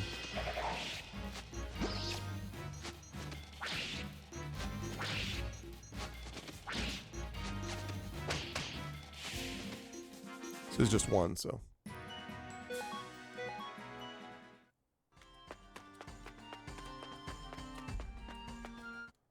Oh, man. All right, now I have to do what I have to do. Falcon Rune here. Clone Rune here. Unite here. Attack there. Finger of Death. There. Go. So I would say yes. Also, I like the HD backgrounds. It is a little weird with the pixelated characters in front, but still, I still like it. Ow.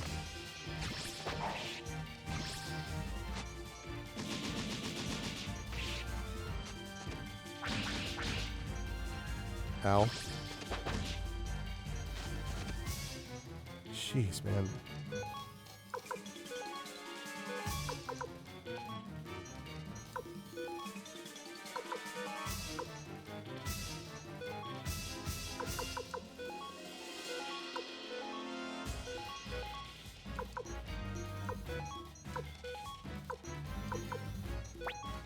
Go.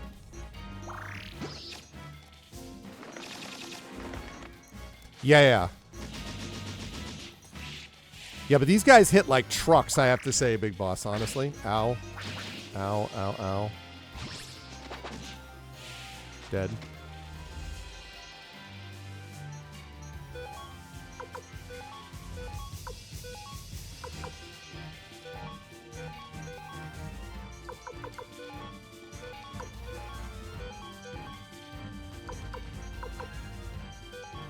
Trying to save my Finger of Death thing. You're dead. Bye-bye. Okay. Yeah, they exactly, they started it. You know what I'm saying, Big Boss?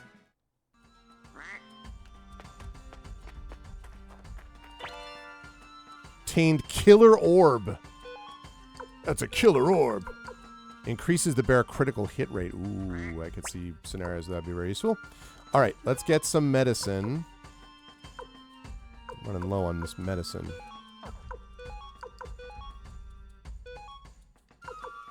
Yep. Okay. Now the question is, which one? I try this one.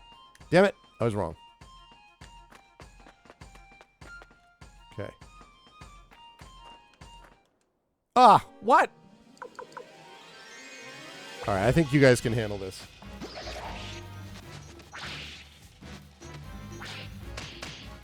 The parry.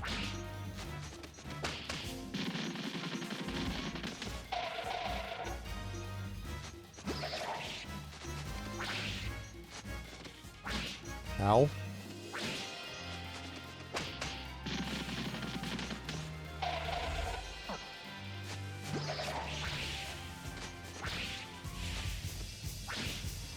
Damn it. Oh, the sacrificial Buddha.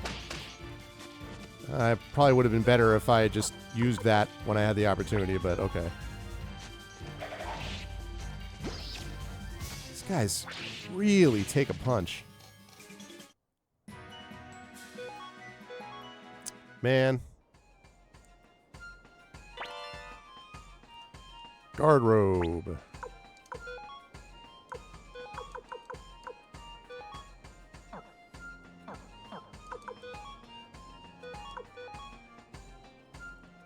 $93 to $95.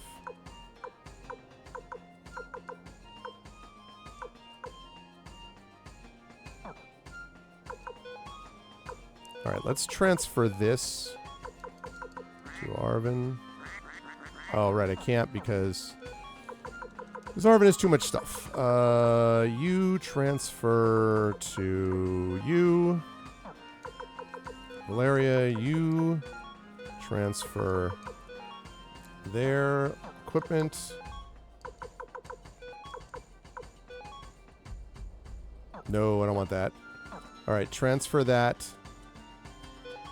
does everyone else have? Kirkus' martial arts. I don't get rid of that. Guard robe. All right, let me transfer it to try to transfer it to Victor. See how that does, and then I'll transfer it to her last. If Victor doesn't work out. What? Oh my god.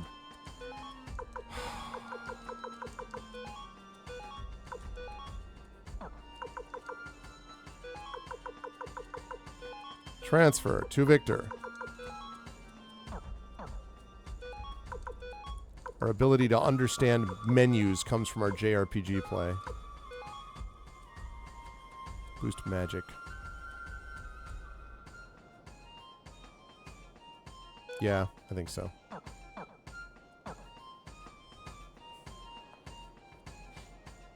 A no recruit run that only used characters assigned permission. Wow. Yeah, that seems I would be impressed. Would be impressed. Can't deny it.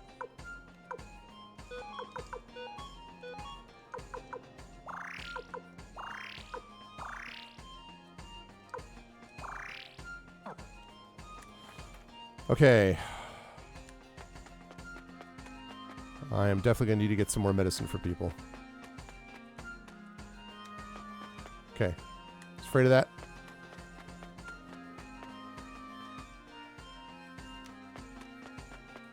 Medicine?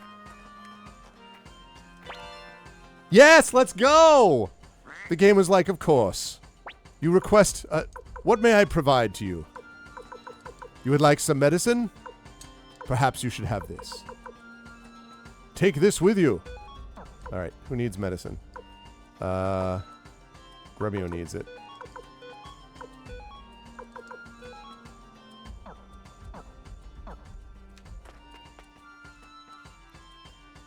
I appreciate the game being conscious. Ooh, a luck rune piece. Who do I want for more luck? I think I'm going to give... I'm going to give that to Valeria. Usually I give a lot of that stuff to Arvin, but... Oh my god, these battles. Alright. Do not like this combo, I'm here to tell you. That...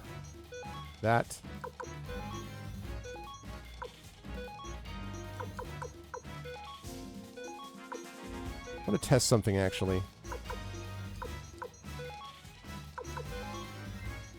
I really want to try to hold on to this. That rune if I can. Alright. Ow.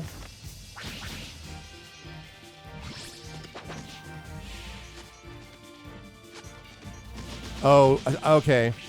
That's fine. I wondered if she might actually get used against that guy. Good gravy.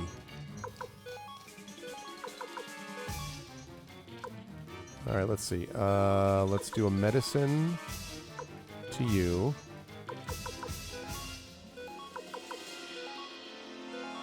It makes sense. I knew that it would go to another one. I just didn't know if it would go to another one of the same like type or not. So.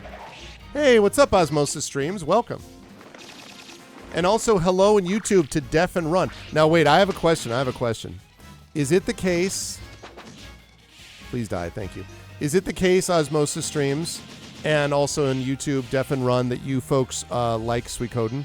Because I'm starting to get a sense that people who dig this game, like, are looking for this game actively to be played, which I think is super cool.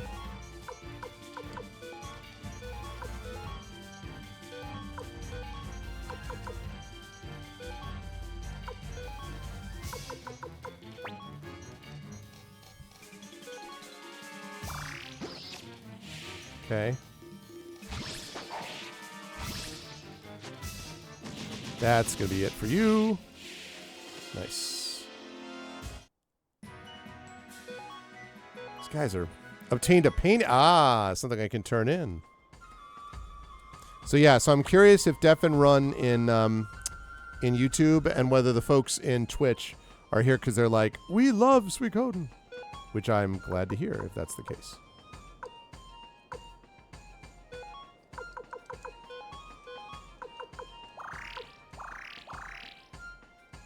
lot of medicine use, but... Oh, whoops. That was almost a mistake. Okay. Okay. Ah, we have a kobold. We do love Suikoden. Oh, cool, cool, cool. Dwarf very stingy. Keep sickness cure a secret, but Kuromimi won't give up. Wait, that kobold. All of you, no forgive. But Kuromimi busy now. Wait, Kuromimi, wait.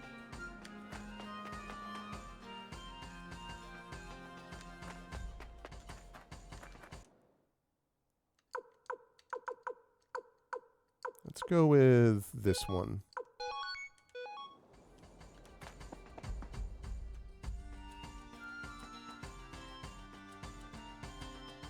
That's very cool.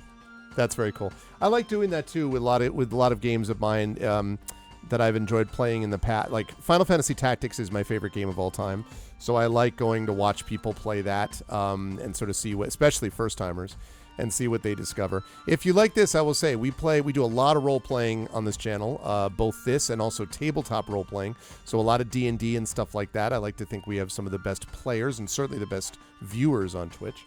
And also we do different things like the game book illustration stream of the month. I have a very talented professional cartoonist friend who illustrates a fighting fantasy game book, which I play through kind of a choose your adventure where chat makes the decisions.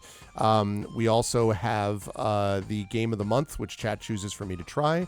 And I also stream on my sister channel, GOG Comms Twitch channel, which I'll be doing on later on today. So yeah, and I have a voice acting team that is currently playing through Citizen Sleeper 2 with me once a month on Tuesday nights. So please join us for all of those things. And that's cool. I love to see that. Everyone loves the Suikoden streams. I made it. Okay, great. Ooh, that looks... Village of the Dwarves. Oh, look at that. Wait, I want to do this before I do anything else.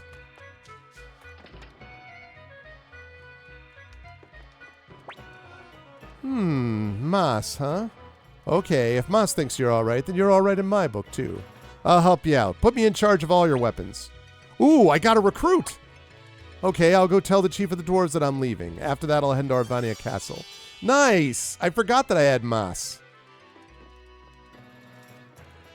Dwarf time. What can I do for you? Alright, let's attach a rune piece. Let's upgrade. Alright. Alright, first of all, Pawn, I need to upgrade you.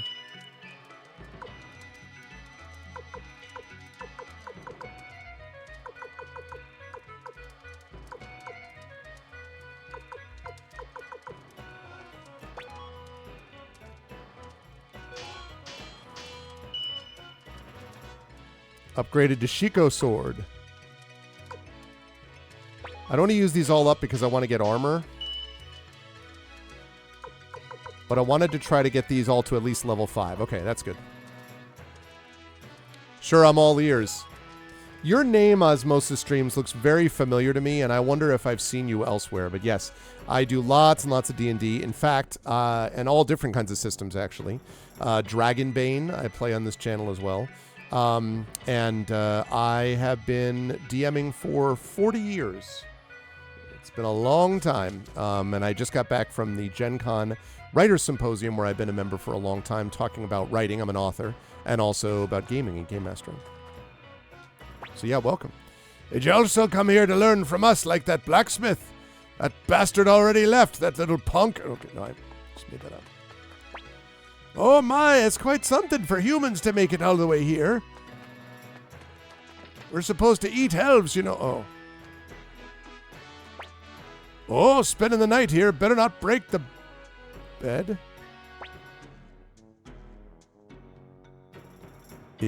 Is that a metaphor? Oh, okay. I thought that name looked familiar, though. Okay. Well, welcome. It'll be 200 pots per person. All right, I'll do it. Because I need to level my stuff up and get healed and things. Save. Save. Yeah.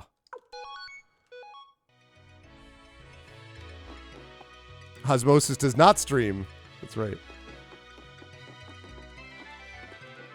Okay, cool. All right, so we save. So the dwarves are not mad at us, apparently. I do need medicine. Dwarf medicine is what I need. Mega medicine. All right. Before I do all that, let's just take it easy and.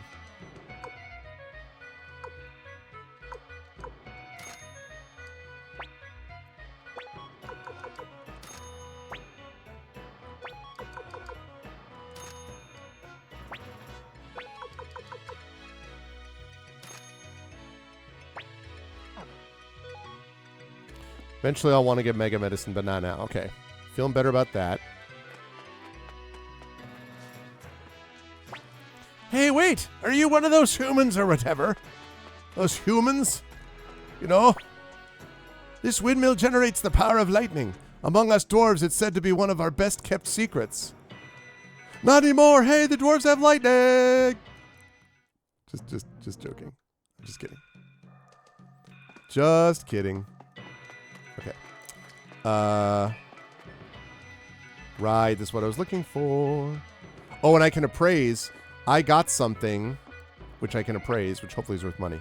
You think our wonderful armor would suit humans? We dwarves are proud of our great fault. You can see it just north of here. Oh, I'm sure. Let's talk to you first. Praise. Come on, give me something good. Graffiti.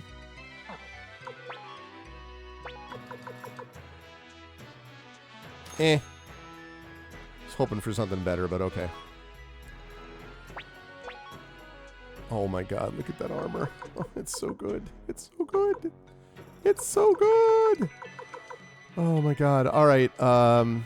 Yes, for sure. Valeria will.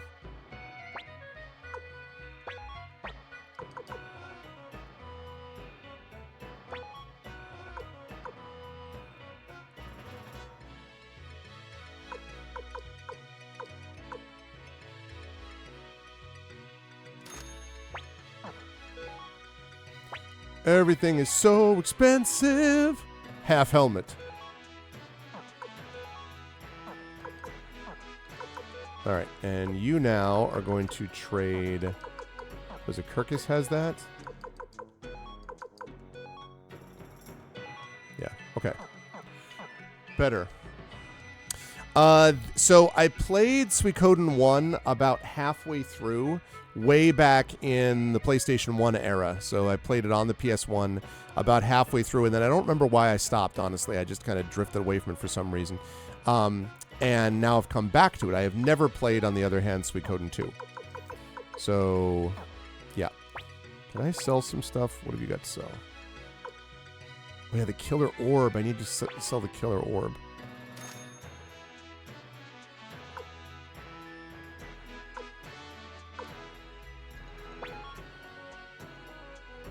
Wait a second. Chest plate.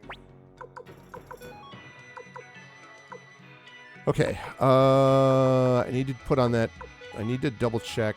Transfer.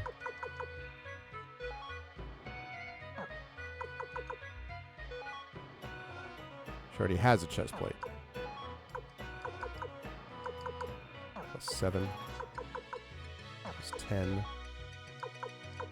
Plus 7. 10 plus 14. Okay.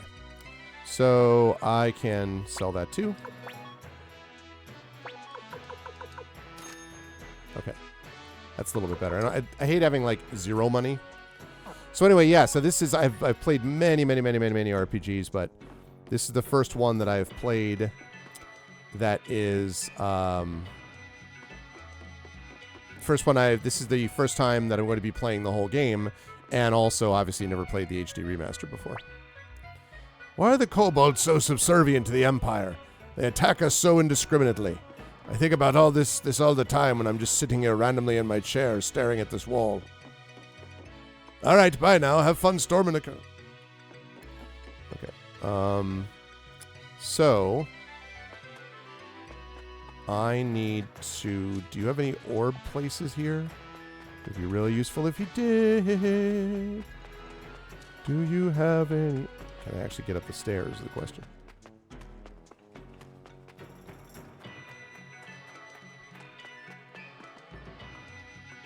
No one has an orb thing, huh? Okay. In that case, I'm going to save it, just in case. And then we're going to check out these other buildings in the village.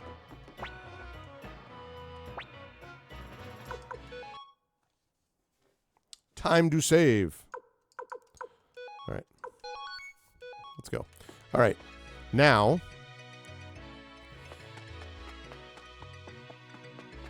I did that. Going up here. Hey, have you been upgrading your weapons? If you don't keep up with that, you'll pay for it down the road. Oh, I'm aware. Trust me. I heard an Imperial general named Quanda is attacking the village of the elves. Serves him right for always making fun of us. Yeah, well, Final Fantasy Tactics is my favorite game of all time. I love the Final Fantasy series in general. In particular, I love Final Fantasy VII. The 7 Remake and Rebirth, I also think, are probably the best remakes of all time, by the way. Final Fantasy 6 is also amazing. Final Fantasy 9 is probably my second favorite, also amazing. Final Fantasy, I started out with, playing stuff like Final Fantasy 1. As far as more, not JRPG ones, I love the Baldur's Gate series. I really have enjoyed a lot of those sorts of games. I liked Solasta quite a bit, although the story needed some work and some other things. But I like Solasta. So I have a lot of them, but probably the JRPG side would be Final Fantasy, either Final Fantasy Tactics or 7, 9, that whole crew, that group, and then on the Western side would probably be Baldur's Gate. Those are my favorites.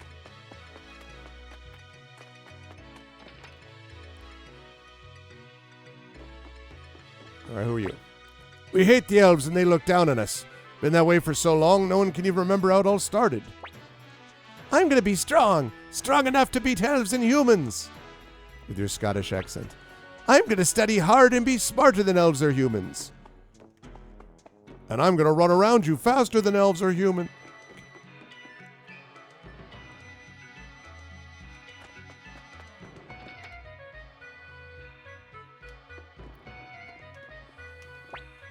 According to my research, things known as runes are the fundamental power of this world.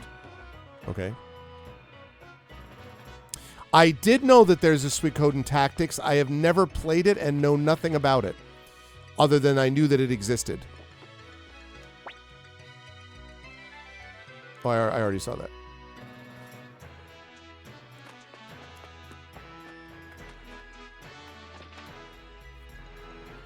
And don't get me wrong, 7 is amazing, but... Ho ho ho! My, what rare visitors! Humans and elves together? What brings you to the dwarf mines? Chief of the dwarves, we've come to ask a favor of you. A proud elf asking a dwarf for a favor? Chief, I'm sure you're familiar with the Burning Mirror. Ho ho! Well, of course I am. It's one of our treasures. Quanda Rossman has gotten hold of the mirror's blueprints and he plans to burn down the forest. Ho ho ho! How delightful! Hopefully he burns all of the filthy elves to death in the process. Tremendous. Tremendous. Let's have some nice garden variety racism. How could you say such a thing?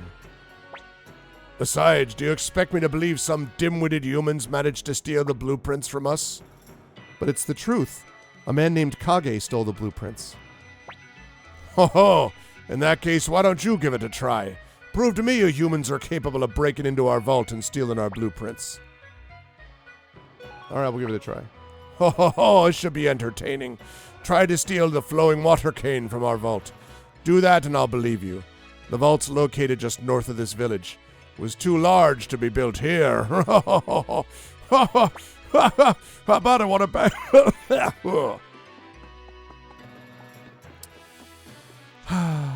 Always cleaning up after everyone's messes. That's us.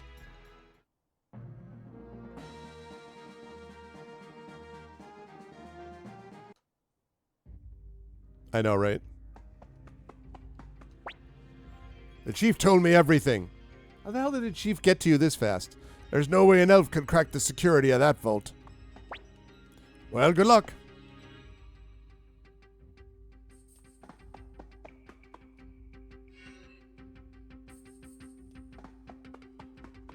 Okay.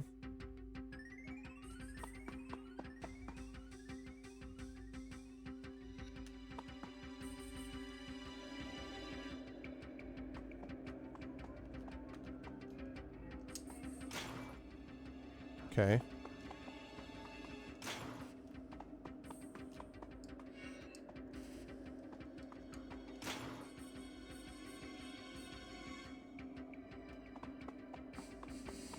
Oh. Right, I can do it. Okay.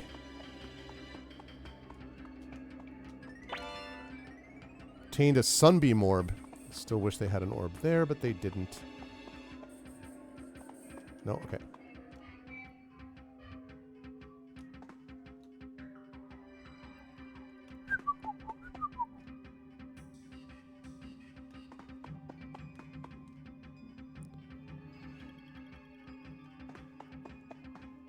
Okay.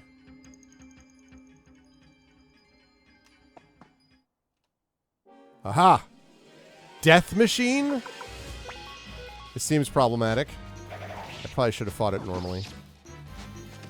Yeah, I was dumb. Should have fought it normally. My bad. Okay, worked out, but I need to remember not to do that against solo creatures.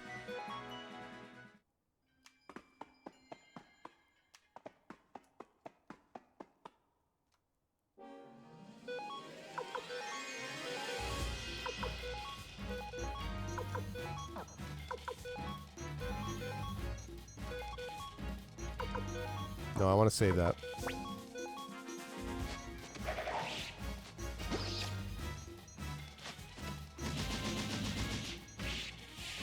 Nice. Okay.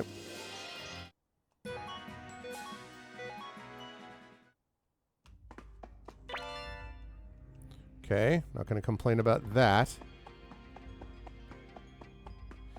I'm scanning. When I'm doing that thing with the map, I'm scanning to make sure I'm going in the right direction. Crimson Dwarf, huh?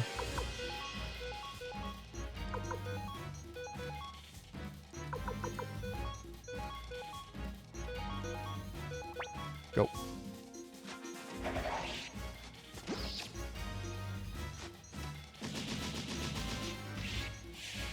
Nice.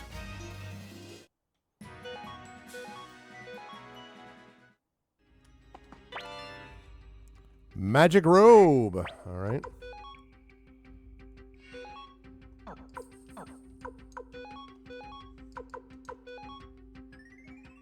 Wow. Defense plus 22?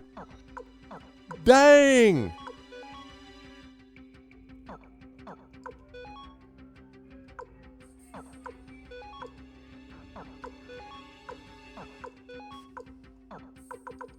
Wow. Let's freaking go. Yeah. The HD thing from, and I remember that too, like as far as like the look of it. It is nice.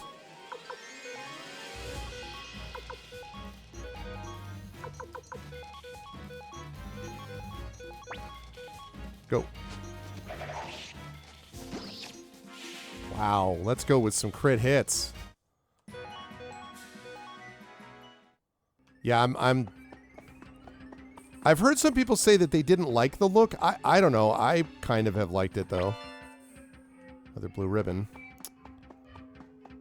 Valeria cannot use the blue ribbon. Oh boy, 3 death machines. Okay.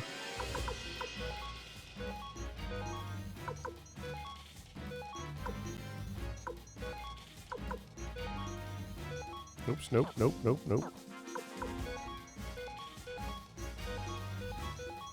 Okay, go.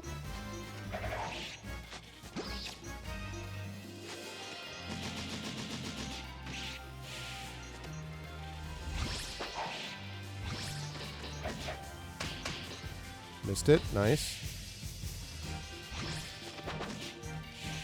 Good.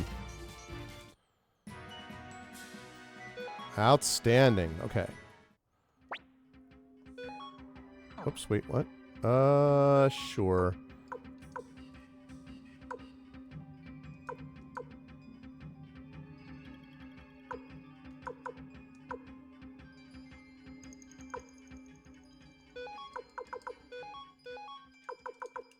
Right. Here we go.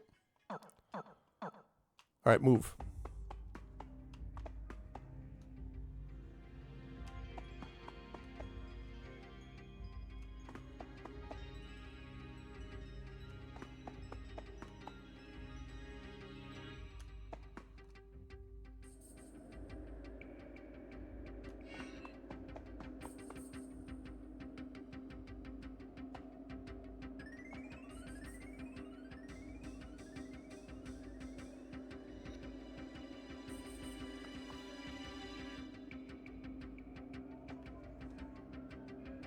Okay. Getting out of that treasure chest. Lightning rune piece. Lovely.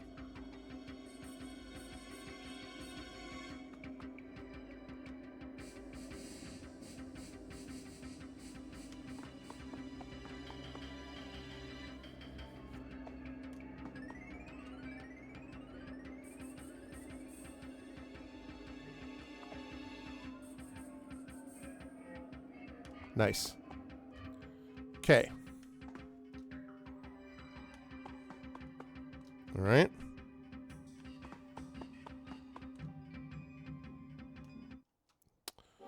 This guy. All right. Falcon rune. Yeah, I'm also beginning to see what you all mean about the Falcon rune being pretty absurd. So far, I've only found a couple of the Unite, or like one, maybe two of the Unite things. So I'm interested to see how more of these combos work out. Oh, okay.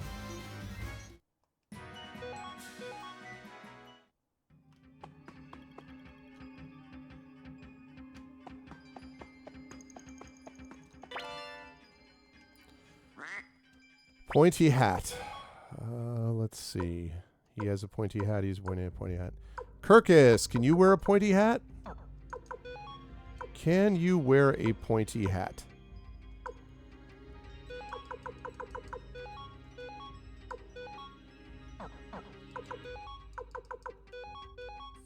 Yay, you can.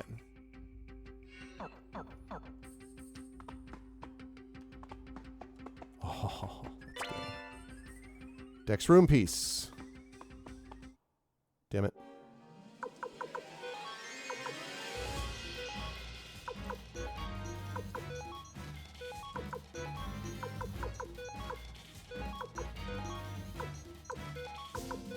Everyone go after the same guy.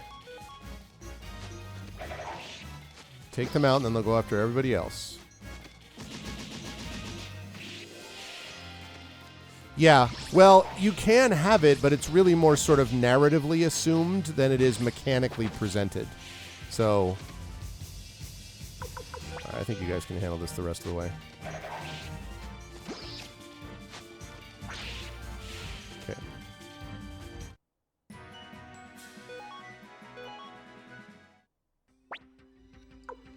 Okay. Right.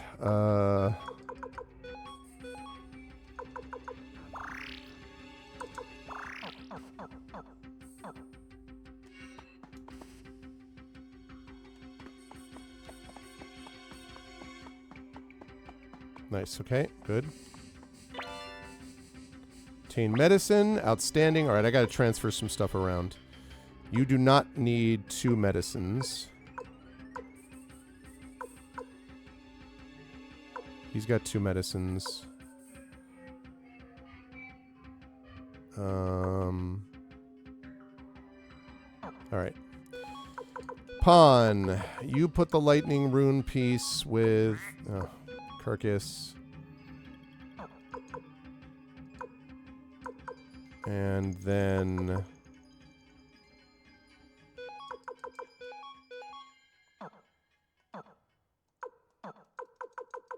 Who just had that? Okay, they've got those. Right, transfer one of those medicines to pawn.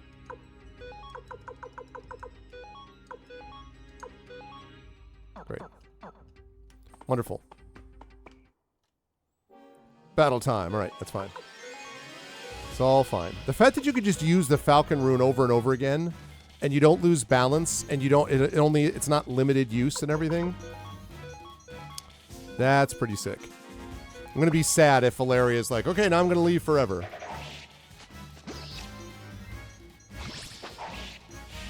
This is the face of someone not complaining. I am not complaining. I'm here to tell you. Getting some good money in here, which is good because I want to upgrade those weapons a lot. And it'd be nice to get some better armor, too. Beep, boop, boop, beep. Beep, beep, boop, boop. Wait a minute, that's a clue. Beep, boop, boop, beep, beep, beep, boop, boop. All right, we'll take a picture of that.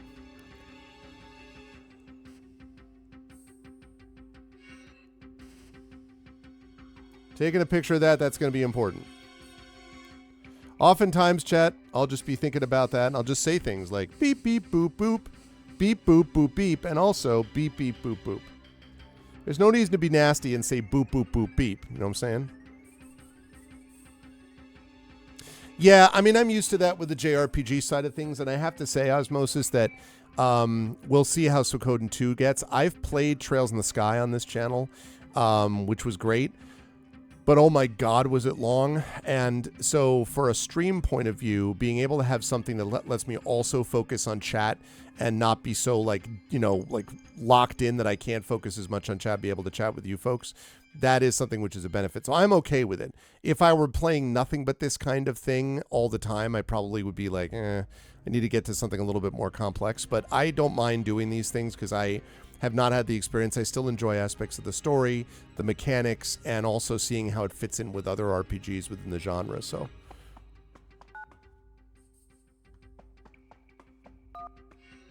beep, boop, beep. Okay, and then beep, beep, boop. Yeah, look at that.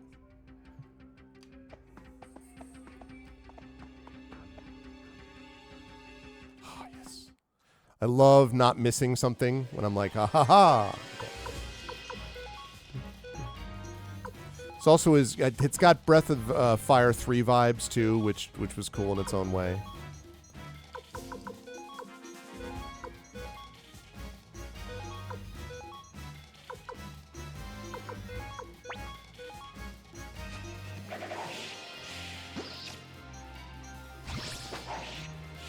Nice.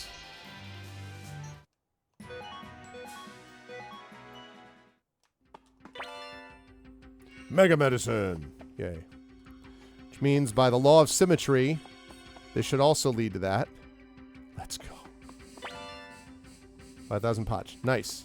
I suppose I should be a little bit nervous, though, that what that might mean is that a boss fight's coming up. We're going to find out. All right. Like that. Unite with that. But also, I have to say, stuff like this feels like a warm blanket to me, you know? Like it's like it's a comfort play. I also really enjoy getting into it, and it's exciting and all that's fun. But like, it also is just like, you know what I mean?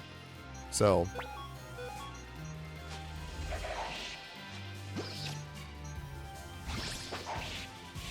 even though in this case it's more general nostalgia because I only played halfway through this ever, but nice.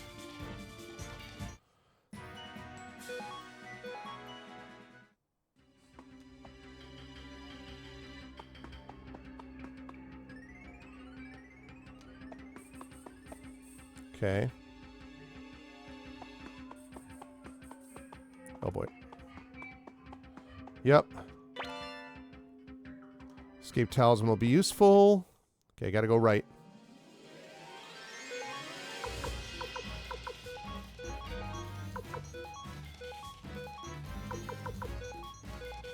wish you could, like, queue up. That would be cool. So if you could queue up a set of commands that you usually use. So you could just be like, activate, like, subset 5, and it just does all the things in a row that you normally would. Yeah. I love to find people who really love also a particular story because... That's not it. Or a particular game because of what it shows about other things. I love that. Oh, God.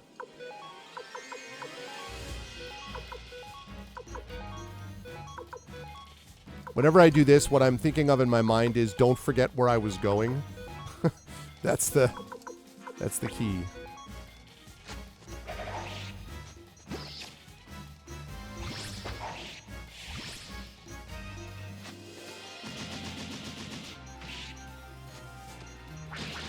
Ow. Nice.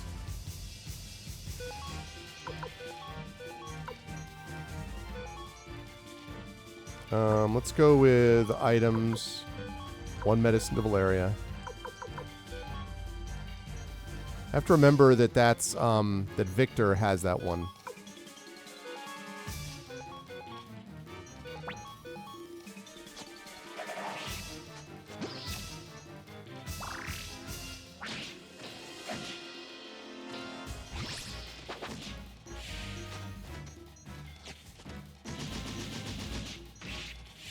Okay, need to get Victor that stuff. Okay.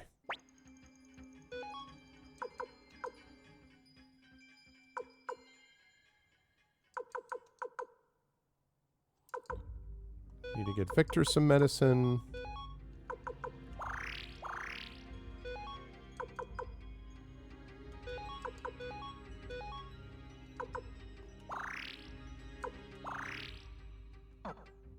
Whoops, nope.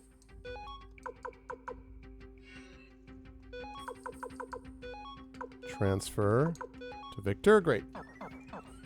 Okay, now I need to remember which way I was going. Shoot.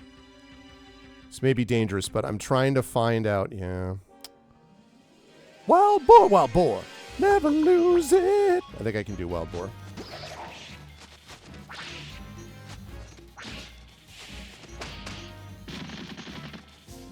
You missed.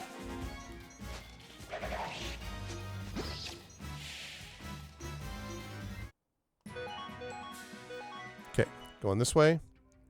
You're a musician. I also am a musician, Osmosis. What kind of music do you do? Okay, so this was right. Okay. I agree with you, by the way. Simple but amazing OST.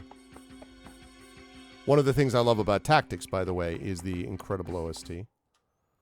Oh, geez. All right. Well, that's going to be interesting. All right. We're going to Falcon Rune this. We're going to Clone Rune this. We're going to Unite this. We won't need all of that, but they'll switch to something else. We're going to attack this.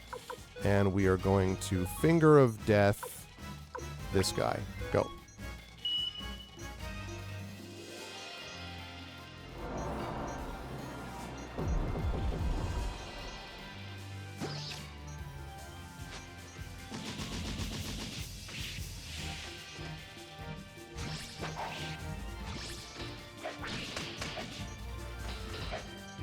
Nice. You're dead. Alright, so we're going to Falcon Rune you. We are going to Medicine you. We're going to Unite against you. We're going to attack you. And attack you. Go.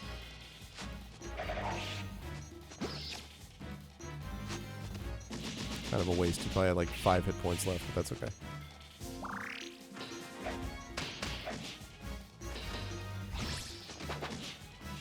I'll take care of that. Alright, I'm going to auto-fight this. You guys can do that the rest of the way. 70s Blues Rocks band for years. Did a classical international. Very nice. Awesome. I am the lead singer for a progressive rock band. It's not the main thing I do, but it's one of the things I do. And yeah, I really like it. So I'm always happy when we have musicians who stop in. We have other musicians who hang out here. So that's very cool. Okay, I was going left. Chest. Wait, what? I've already been here.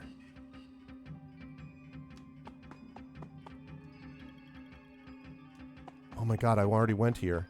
I've already been there. Okay, I have to go down. I have to go down and then go left and right. I remember where I am now. Down and then check left or right. Woo! Thank you for the follow on my channel. Well, I guess this is all my channel. So thank you. Let's go.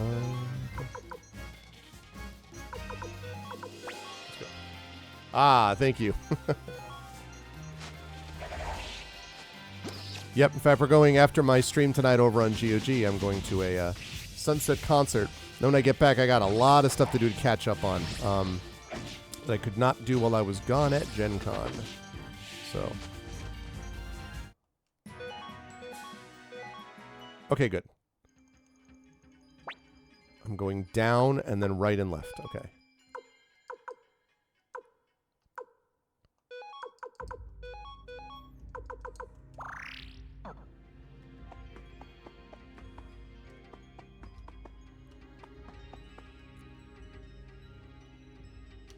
Okay. All right, so that middle one is where I'm going.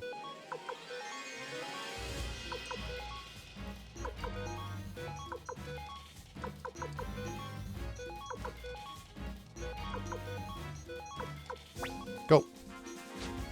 Any music to listen to? Yes, if you put in exclamation point, I think it's ARV Band, I believe, exclamation point ARVBAND. It'll put a link. There's also a link in the video window next to it. We have, my band is called The Road. We have 4 albums out. The last one came out a couple of years ago. I'm starting to chat with the folks about doing a 5th one. Over the last 15, 16 years, we were nominated for an international award called the Prague Awards. And yeah, played with them for a long time. Okay, good. Found the right way. Oh, God. Found the boss fight. What the frick is that? Okay. Falcon rune. Clone rune. All the runes. Any items? No.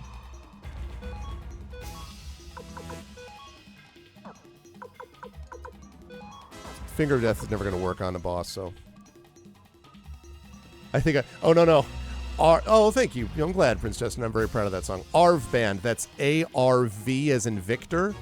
B-A-N-D. ARV Band. Have to find out what the frick this thing is.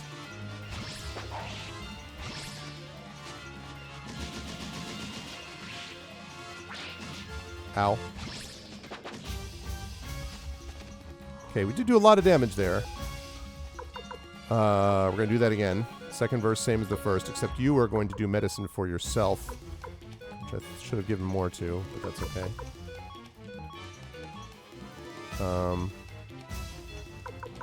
If I can transfer things to, I can't, so I'm just going to attack.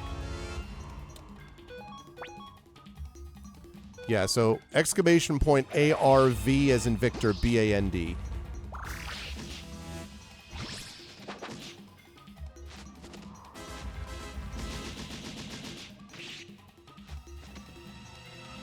Okay. We're going to Falcon Rune you again. We're going to Clone Rune you. We're going to unite with you. We are going to Medicine Valeria, and you are going to Medicine Victor and Break. Oh, you did in the chat. All right. Oh, I see. Thanks, Prince Justin.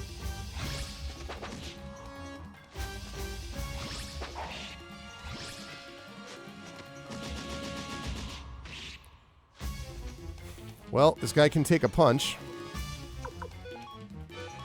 Okay, we are going to... I wish he hadn't... Alright, he's going to have to defend. I got to get Victor more medicines. Alright, we're going to unite against you. That is doing some serious damage. We're going to medicine Victor. And you are going to medicine Valeria. And break.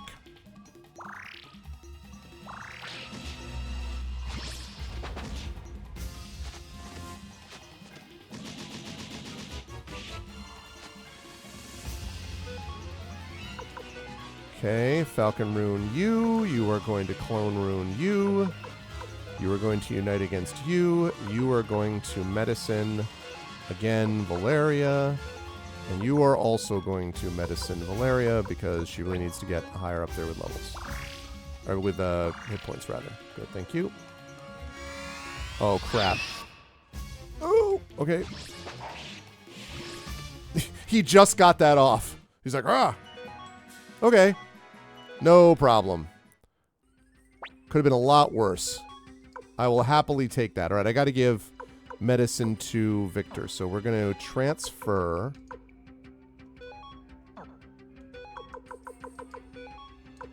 That guy was very cool looking, but ended up being a little bit anticlimactic in the end. Okay. My kingdom for an ability to combine medicines, or combine things.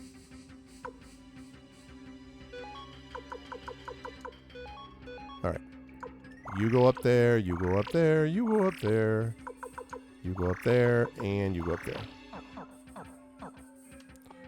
Okay. Nope.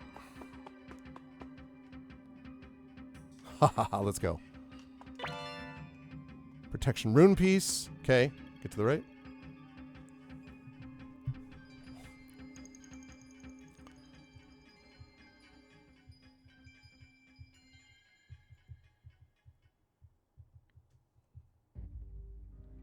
No, it is 7-8.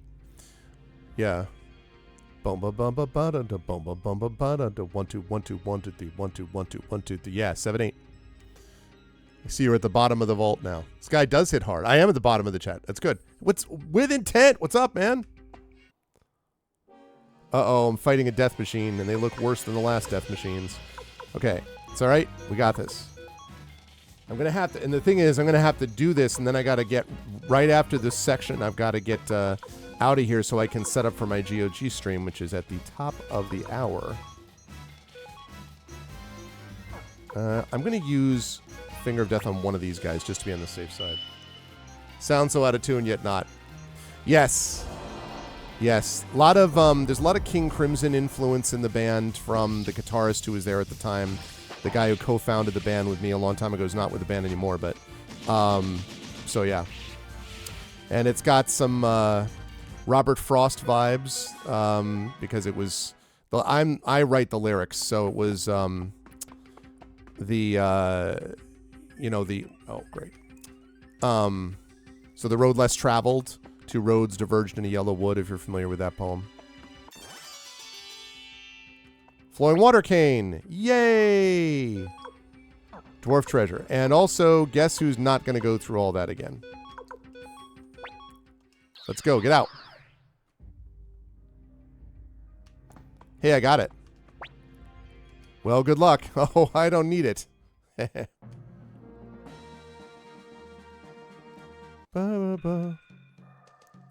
Okay.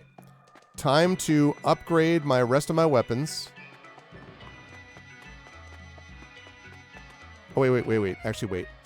Nope. We're going to sell first.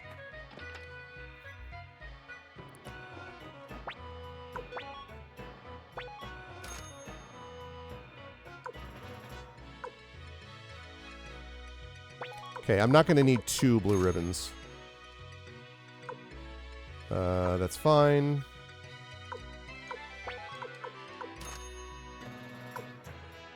And that's all fine. Great. Wonderful. Love it. All right, now we're upgrading weapons. And then I do need to get more armor, but I'm not going to do that right now. Mindsu Tool. I could see a little bit of that, although we're not nearly as heavy as Tool is sounding. One of the guitarists used to say that we were wussy prog, which, you know.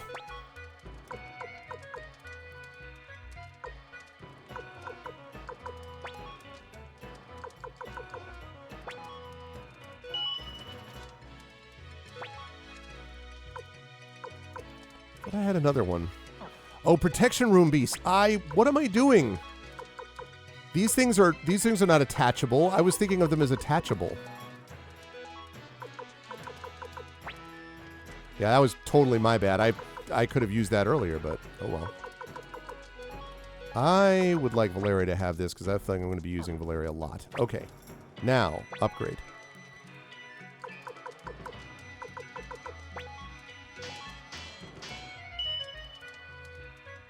$11,000 to upgrade.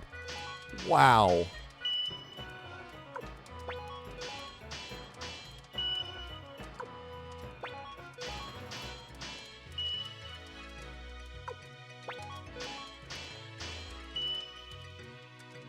Oh, the rhythm playing. Ah, I see what you're saying. Oh, good. Well, I'm glad you like some of the stuff. Well, there's also, if you our first album, which is what Yellow Wood is on, there's a song New York City 96, which I think is on there. I don't remember which one of the albums it's on. That's got a very bluesy feel. And if you like sort of the blues rock stuff, 70s, 80s, Breathless, which is the opening track on Drift, is very like sort of, it's older school, let's say. Let's put it that way. So these guys can upgrade everything. Don't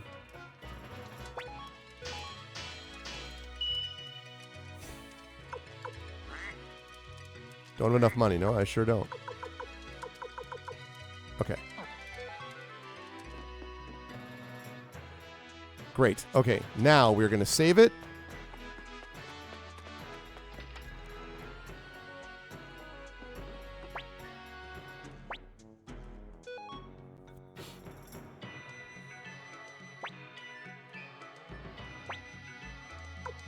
Save, and then we go talk to the guy, and then we're heading out. Okay, good. There's that. We go over. Oops. Darn it. Oh my god. Sorry about that. Nope, it's not you. Where the hell's the chieftain's thing?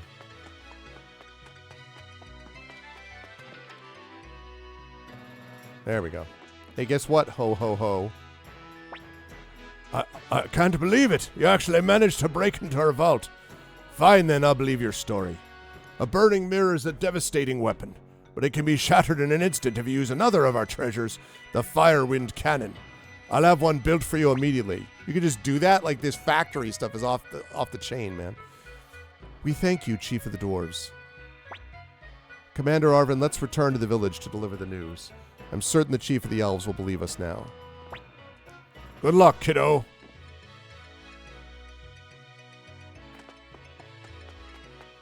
Which means I'm going to have to go down to the village of the elves. Oh, wait a minute. Actually, also, this is really another thing I really like.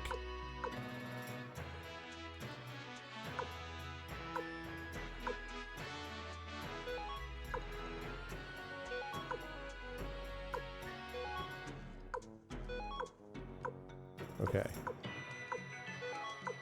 Gotta pin these because this way I will remember where I'm going. It's a very clever, like, almost like a journal system before a game really had a journal system on a general basis. So. Save. Yeah, I'm really enjoying this a lot. I think it's just, you know, as everyone has said, it's not like super complicated or anything else, but it's kind of enjoyable and also enjoyable to get into a franchise that I had not really gotten into very much to this point. So trying to decide if I can. No, I probably shouldn't. And it's on normal. I could set it to hard, but my thing is I always try to go to the default difficulty because my general belief is that that is what they balance it the most for. Otherwise, a lot of times these things become like, oh, well, you'll just, we'll just give them more hit points or things that are sort of obnoxious, which is not what we're looking for. Okay. Lovely.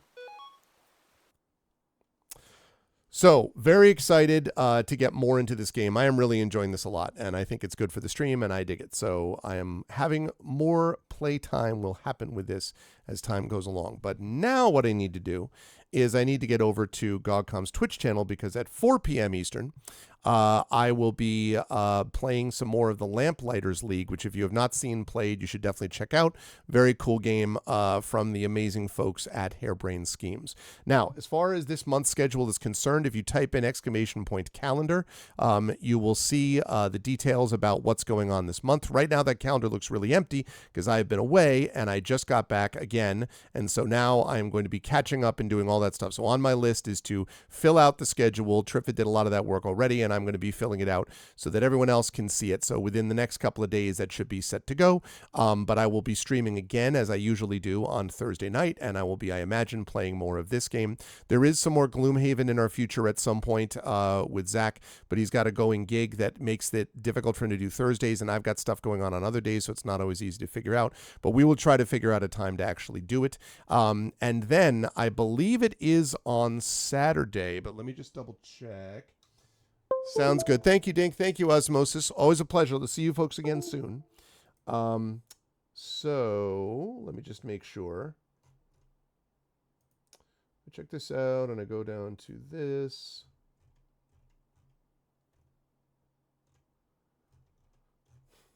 Hang on one second. I've almost got it here.